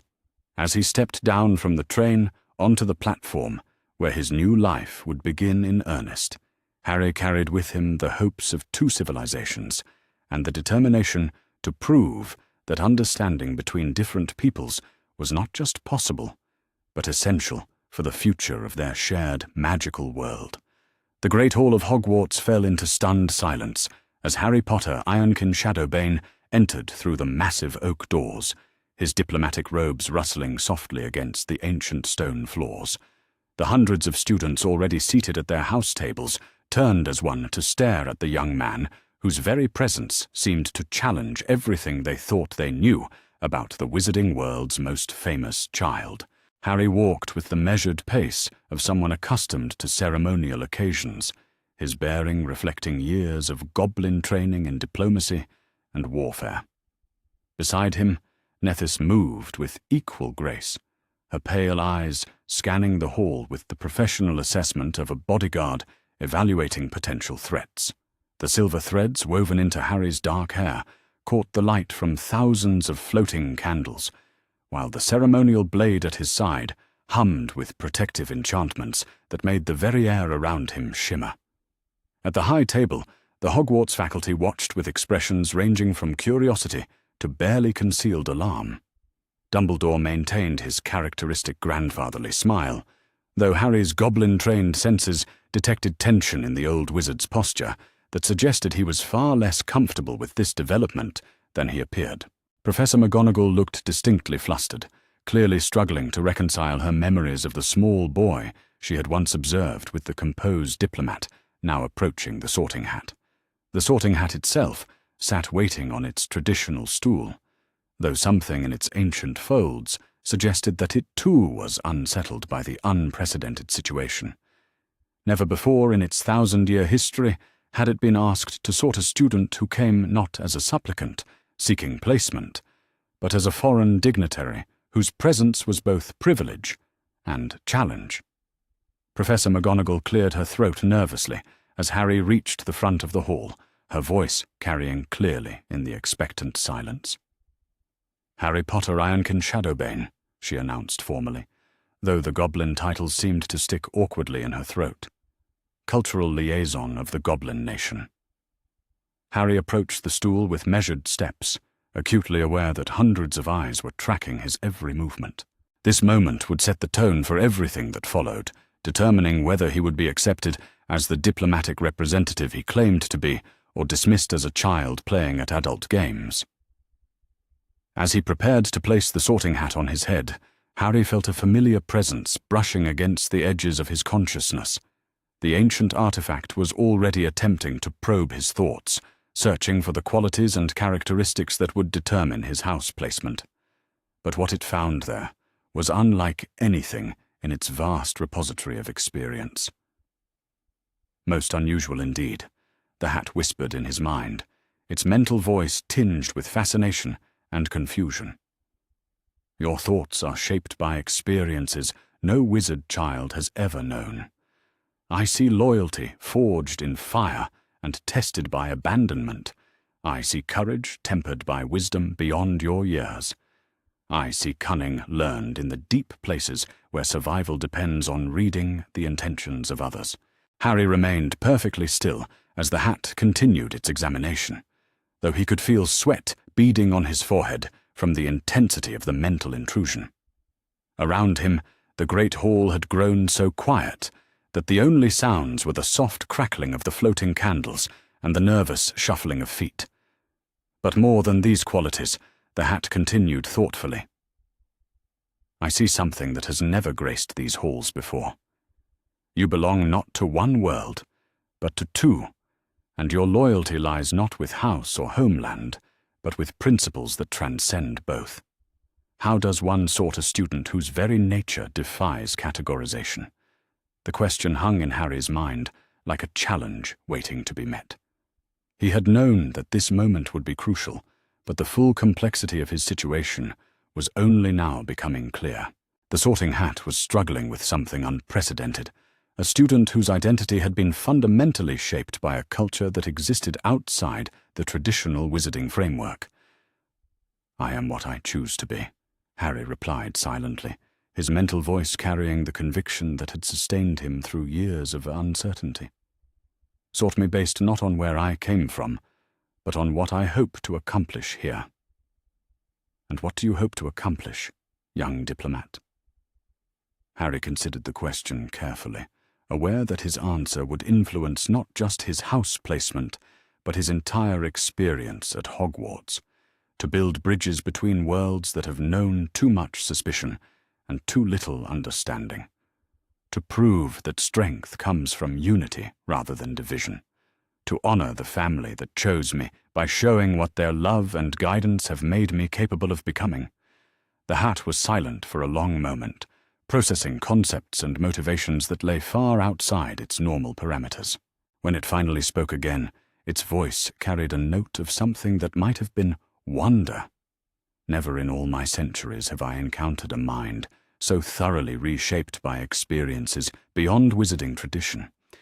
You possess the loyalty of Hufflepuff, tested by abandonment and proven through adoption. You show the courage of Gryffindor, demonstrated not in reckless bravery, but in the willingness to stand alone against overwhelming forces. Your wisdom rivals that of Ravenclaw, earned through suffering and honed by teachers who valued truth above comfort. Harry felt the weight of the moment settling around him, like a cloak woven from destiny itself. Whatever decision the hat made would shape not just his own future, but the relationship between goblin and wizard societies for generations to come. But it is your cunning that marks you most clearly, the hat continued with growing certainty. Not the petty scheming that often characterizes that quality, but the deep understanding of how power truly works and how it can be used to protect those who cannot protect themselves. You have learned to navigate complex political waters while maintaining your moral center. You understand that sometimes the greatest good requires the most subtle approach. The hat's voice rose to carry across the great hall as it made its final pronouncement. Slytherin. The announcement sent shockwaves through the assembled students, while the Slytherin table erupted in surprised applause that quickly spread to the other houses. Harry had expected his sorting to be unusual, but he had not anticipated the profound impact it would have on the atmosphere of the entire hall. As he made his way to the Slytherin table, Harry noticed the variety of expressions greeting him. Some students looked excited by the prospect of having someone so famous in their house. Others appeared wary of what his presence might mean for the traditional power structures they were accustomed to. A few seemed genuinely curious about the diplomatic immunity that surrounded him, like an invisible barrier. He took his seat at the table, with the same measured composure he had maintained throughout the ceremony, while Nethys positioned herself at a nearby faculty table that had been prepared for visiting dignitaries. The separation was necessary to maintain the fiction of his diplomatic status, but Harry found himself missing her calming presence as he faced his new housemates for the first time. The student sitting across from him was a girl with platinum blonde hair and ice-blue eyes that seemed to evaluate everything they saw with calculating precision. Her bearing marked her as pure-blood nobility, while her expensive robes suggested family wealth that rivaled even the most established magical dynasties. "Daphne Greengrass," she said by way of introduction, her voice carrying the cultured accent of someone raised in the highest circles of wizarding society. "I must confess, your sorting was not what anyone expected."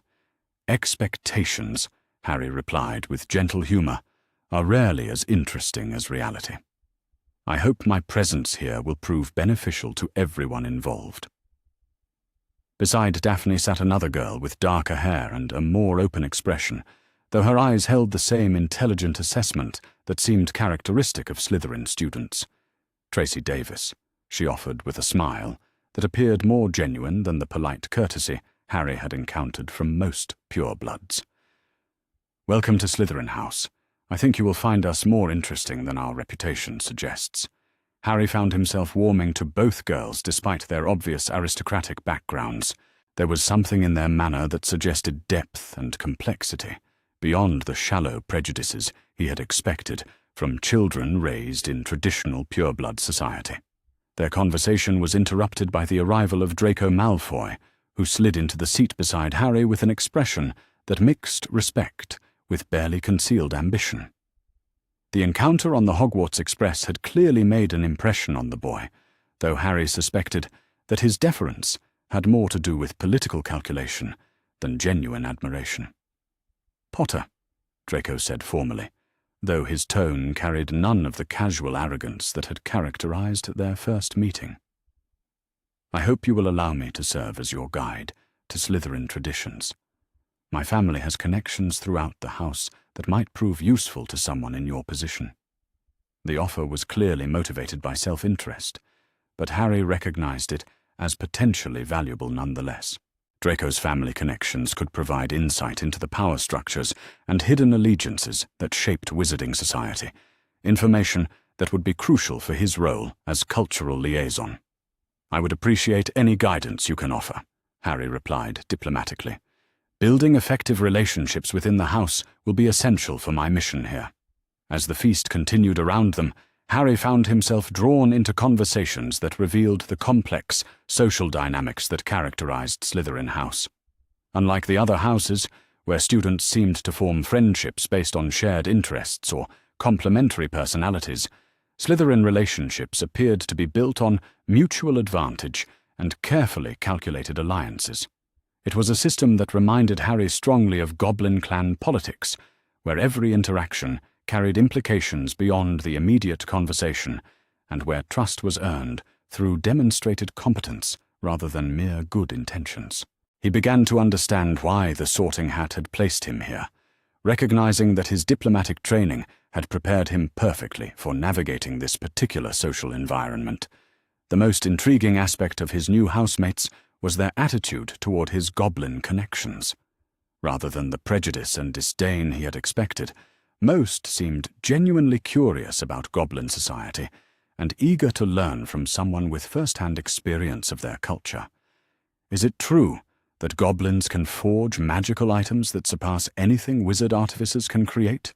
asked an older student whose expensive robes marked him as coming from significant wealth. "Their metallurgy is certainly more advanced than anything I have encountered in the wizarding world," Harry replied carefully. "But their true strength lies in their understanding of how magic and craftsmanship can be combined to create items of genuine power rather than mere decoration." The conversation that followed revealed that many pureblood families had business dealings with Gringotts that went far beyond simple banking services. Several students mentioned family heirlooms that had been created by goblin artisans, while others spoke of investment portfolios that were managed through goblin financial expertise. Harry began to see possibilities for cultural exchange that extended far beyond his official diplomatic mission.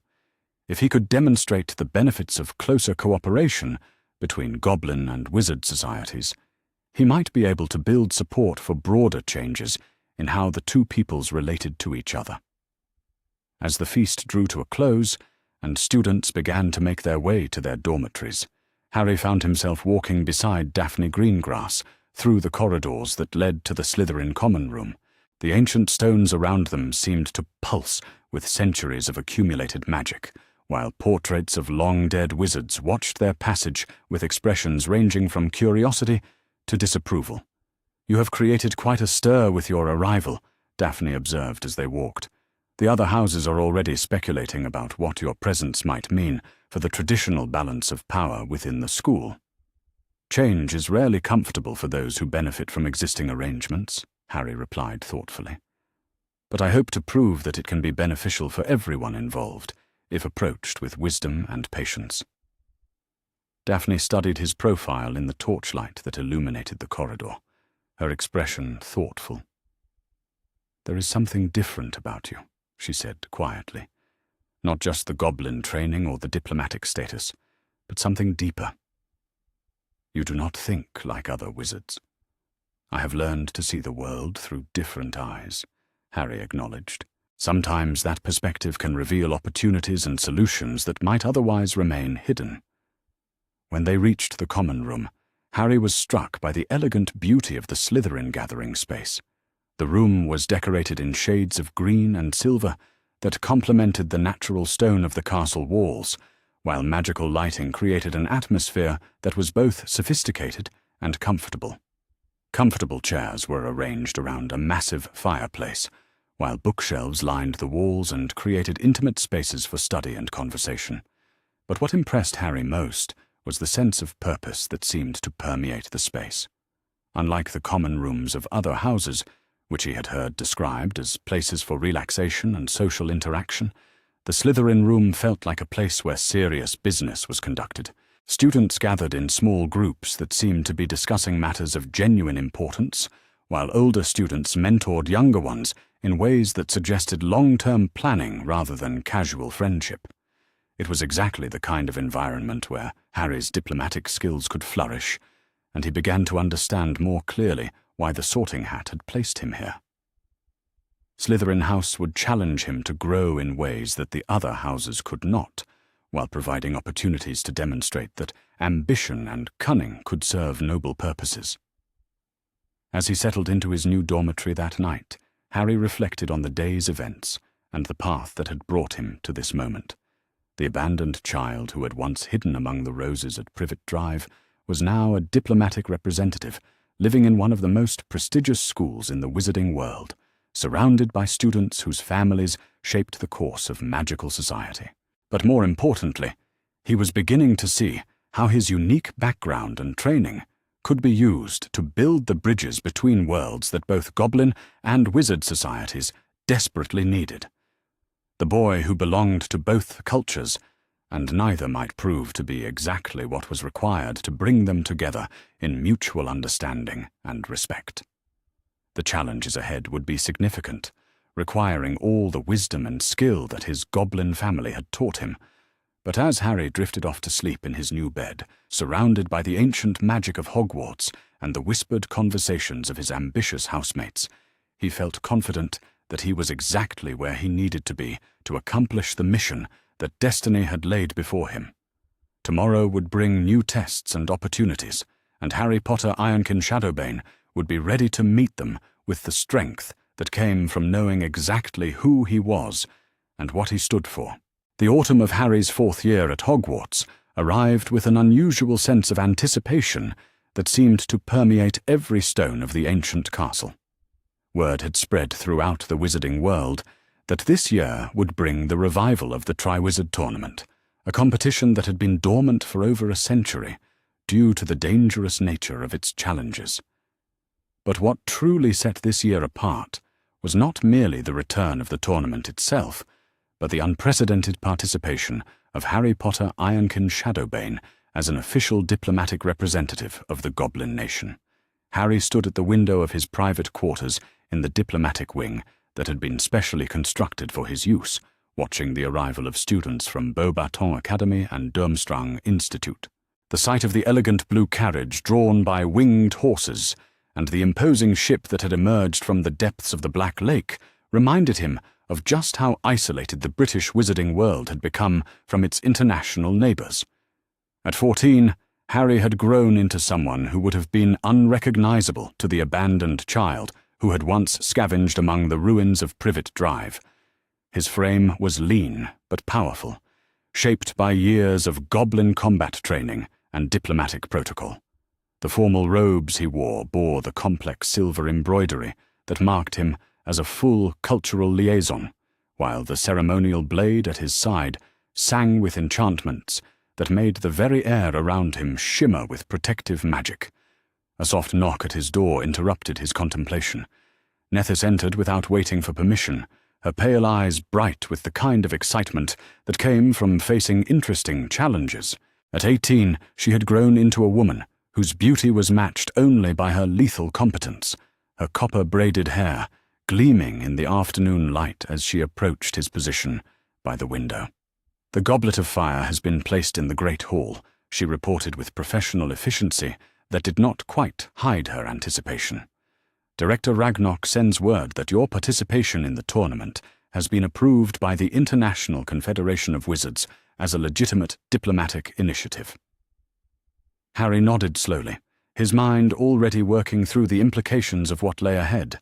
The Triwizard Tournament was more than just a magical competition. It was an opportunity to demonstrate the capabilities that goblin training had developed in him, while simultaneously building relationships with international magical communities that could prove crucial for future diplomatic initiatives. More importantly, it was a chance to show the wizarding world that cooperation between different magical peoples could produce results that exceeded what either culture could achieve alone. "Have there been any protests from the other schools about my participation?" Harry asked, though he suspected he already knew the answer. "Nothing official," Nethys replied with a slight smile that revealed her sharpened teeth. "Though there have been some interesting conversations among the visiting delegations about what it means for a goblin representative to compete alongside traditional wizard champions. The political implications were indeed fascinating. By competing as a diplomatic representative rather than a Hogwarts student, Harry would be representing not just his adopted goblin family, but the entire non-human magical community. Success would validate the worth of alternative magical traditions, while failure might set back goblin-wizard relations for decades. When they reached the Great Hall that evening, Harry found the atmosphere charged with excitement and nervous energy that seemed to make the very walls hum with anticipation. The Goblet of Fire stood at the front of the hall, its blue-white flames dancing hypnotically while casting strange shadows on the faces of the assembled students and faculty. The visiting schools had been introduced with appropriate ceremony, their champions-to-be sitting with obvious confidence at their respective tables. From Beauxbatons came students whose elegant bearing and sophisticated manner marked them as products of French magical culture, while the Durmstrang delegation carried themselves with the martial discipline that characterized Northern European wizarding traditions. But it was the reaction to Harry's own entrance that truly demonstrated how much his presence had changed the dynamics of the tournament. Conversations quieted as he made his way to the diplomatic table that had been prepared for his use, while students from all three schools watched with expressions ranging from curiosity to frank assessment. Fleur Delacour, the Beauxbatons champion, whose silver-blonde hair and otherworldly beauty marked her as having Vila heritage, studied him with particular interest. Her blue eyes held an intelligence that suggested she understood the political implications of his participation far better than most students her age. Victor Krum, the Durmstrang champion, whose fame as a Quidditch player had made him a celebrity throughout the wizarding world, watched with the professional assessment of someone accustomed to sizing up opponents. His dark eyes missed nothing as they took in Harry's formal bearing and the subtle signs of combat training that marked every movement. When the time came to select champions, Harry approached the Goblet of Fire with the measured pace of someone participating in a diplomatic ceremony rather than a mere school competition. The parchment he dropped into the blue flames bore not just his name, but his full diplomatic title and a formal statement of intent that had been crafted with input from the Goblin legal department. The goblet accepted his entry with a flare of silver light that drew gasps from the assembled crowd. The unusual reaction suggested that the ancient magical artifact recognized something unprecedented about his participation, though exactly what that might mean remained to be seen. The announcement of champions took place with appropriate pageantry, though Harry noticed that his own selection was accompanied by a longer pause than the others, as if the goblet had needed additional time to process the complexity of his status. When his name finally emerged from the flames, written in the formal script of diplomatic documents, rather than the casual handwriting typical of student entries, the political implications became impossible to ignore. In the champion's tent before the first task, Harry found himself in the unusual position of being both competitor and diplomatic observer. The dragon challenge that awaited them was exactly the kind of trial that his goblin training had prepared him for, combining physical courage with tactical thinking and the ability to remain calm under extreme pressure.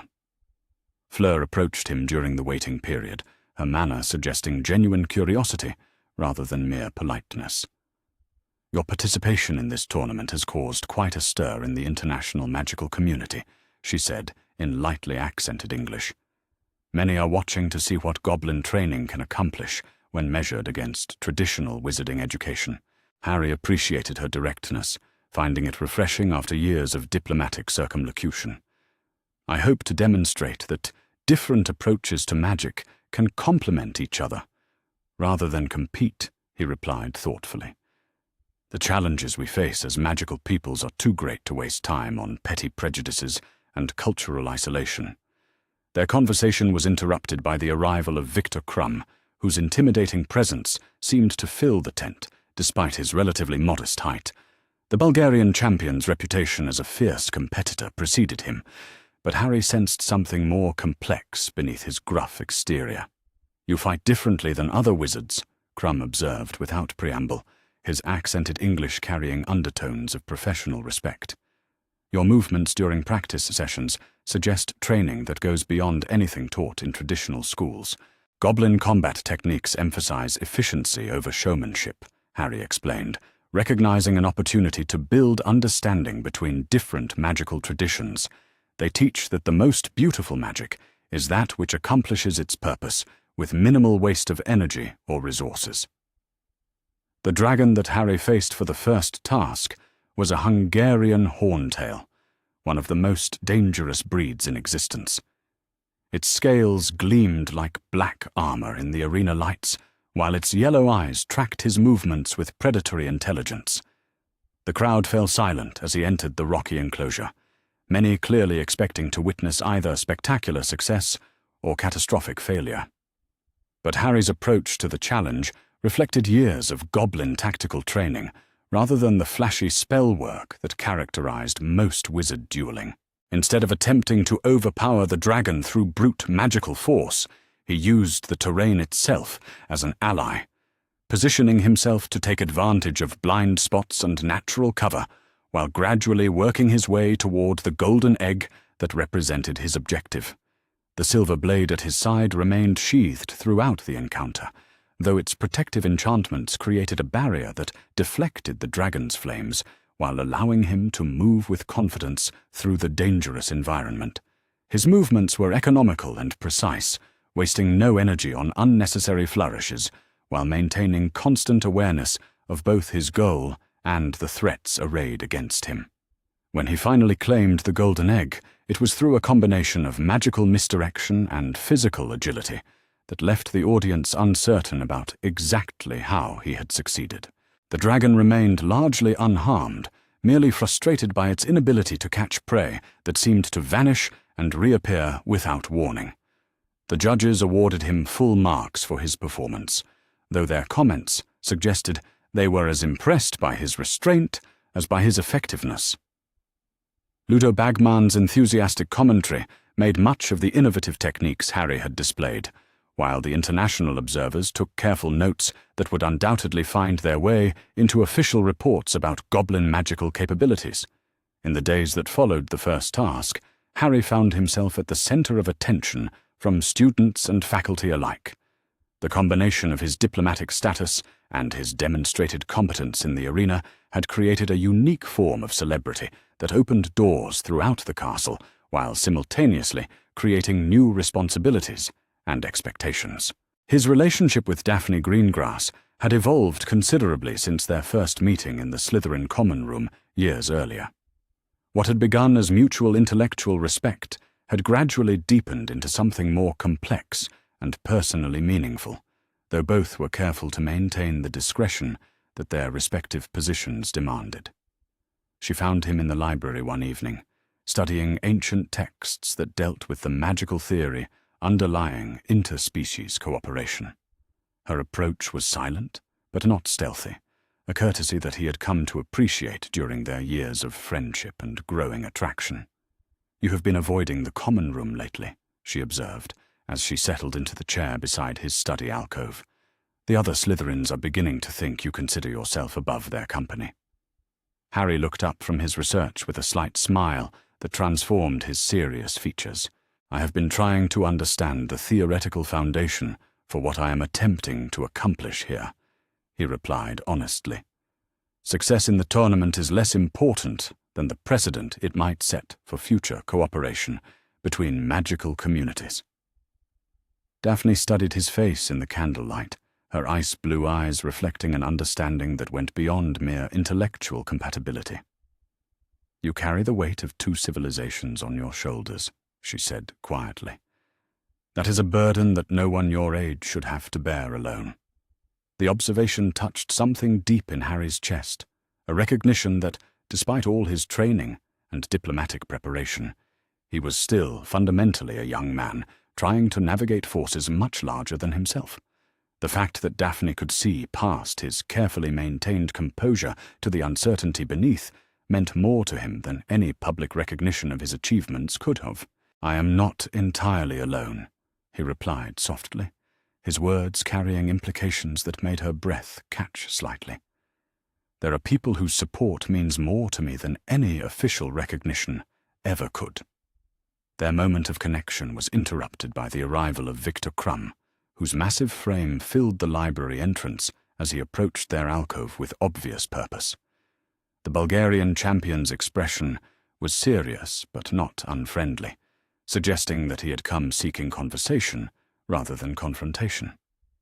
"Potter," he said, with characteristic directness, "I would like to speak with you about the second task. There are aspects of the challenge that concern me, and I believe your perspective might prove valuable." The three of them spent the next several hours discussing the underwater trial that awaited the champions, sharing insights and strategies that reflected their different magical backgrounds and training. What emerged from their conversation was a mutual recognition that the tournament's challenges were designed to test not just individual capability, but the ability to adapt and innovate under pressure. More importantly, they began to develop the kind of working relationship that could serve as a model for broader cooperation between the international magical communities they represented. Victor's practical approach to problem-solving complemented Daphne's theoretical knowledge and Harry's diplomatic training in ways that none of them could have achieved independently. The second task took place on a grey February morning, when the Black Lake was covered with thin ice that gleamed like dark glass in the pale sunlight. Harry stood with the other champions on a wooden platform that extended out over the water, listening to Ludo Bagman's explanation of what they would face in the depths below.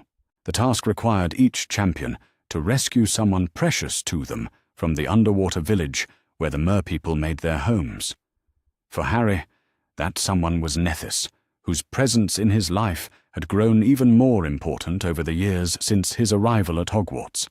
The thought of her in danger, even the controlled danger of a tournament challenge, sent protective instincts surging through him that had nothing to do with diplomatic considerations. But when he dove into the lake's frigid waters, transformed by goblin magic that allowed him to breathe and see clearly in the underwater environment, what he discovered challenged his expectations in ways that went far beyond the tournament's official objectives.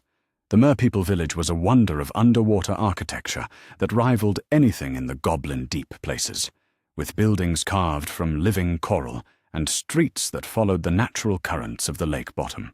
The creatures themselves possessed an alien beauty that spoke of magical evolution along paths completely different from those followed by land-dwelling peoples.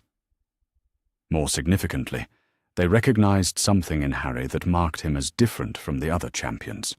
Their leader, an ancient mer chieftain whose scales gleamed with the accumulated wisdom of centuries, addressed him in a language that his goblin-enhanced hearing could partially understand. "You are the bridge builder," the mer chieftain said in clicks and whistles that carried meaning beyond mere words. "Your people of the deep places have sent word of your purpose here.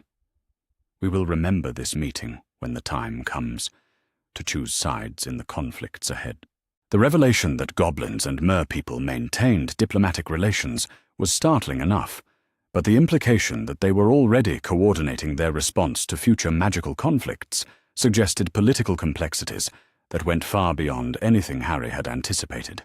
His mission at Hogwarts was apparently part of a much larger strategy being pursued by non-human magical communities. When he emerged from the lake with Nethys safely in his arms, having completed the rescue in record time through a combination of goblin magic and merpeople assistance, the crowd's applause seemed almost secondary to the knowledge he had gained about the broader magical world's hidden alliances. The third task arrived with the kind of ominous atmosphere that suggested forces beyond the tournament organizers' control were beginning to assert themselves. The maze that had been constructed on the Quidditch pitch was filled with magical creatures and obstacles that seemed designed to test not just skill and courage, but fundamental character under extreme duress. Harry entered the maze with the confidence that came from years of navigating the deep tunnels beneath Gringotts. But what he encountered there went beyond mere physical challenges. The maze itself seemed to be alive with malevolent intelligence, shifting and changing to create new obstacles while feeding on the fears and doubts of those who dared to enter its depths. It was in the heart of the maze that Harry finally encountered the true purpose behind the tournament's revival. The Triwizard Cup, when he and Victor reached it simultaneously after working together to overcome the final obstacles, was not the prize it appeared to be, but a powerful portkey that transported them far from Hogwarts to a graveyard where darker forces waited. What followed was a confrontation that tested every aspect of Harry's training and diplomatic preparation, as he found himself face to face with enemies who represented the worst aspects of magical prejudice and the abuse of power. But when the crisis was finally resolved through a combination of goblin magic, international cooperation, and the kind of courage that had been forged in the deep places where light and darkness danced together, Harry emerged with a new understanding of his role in the magical world's future. The boy who had once hidden among the roses at Privet Drive had become someone capable of standing at the center of forces that would reshape the relationship between all magical peoples, and the tournament had been merely the first stage of a much larger transformation that was only beginning to unfold.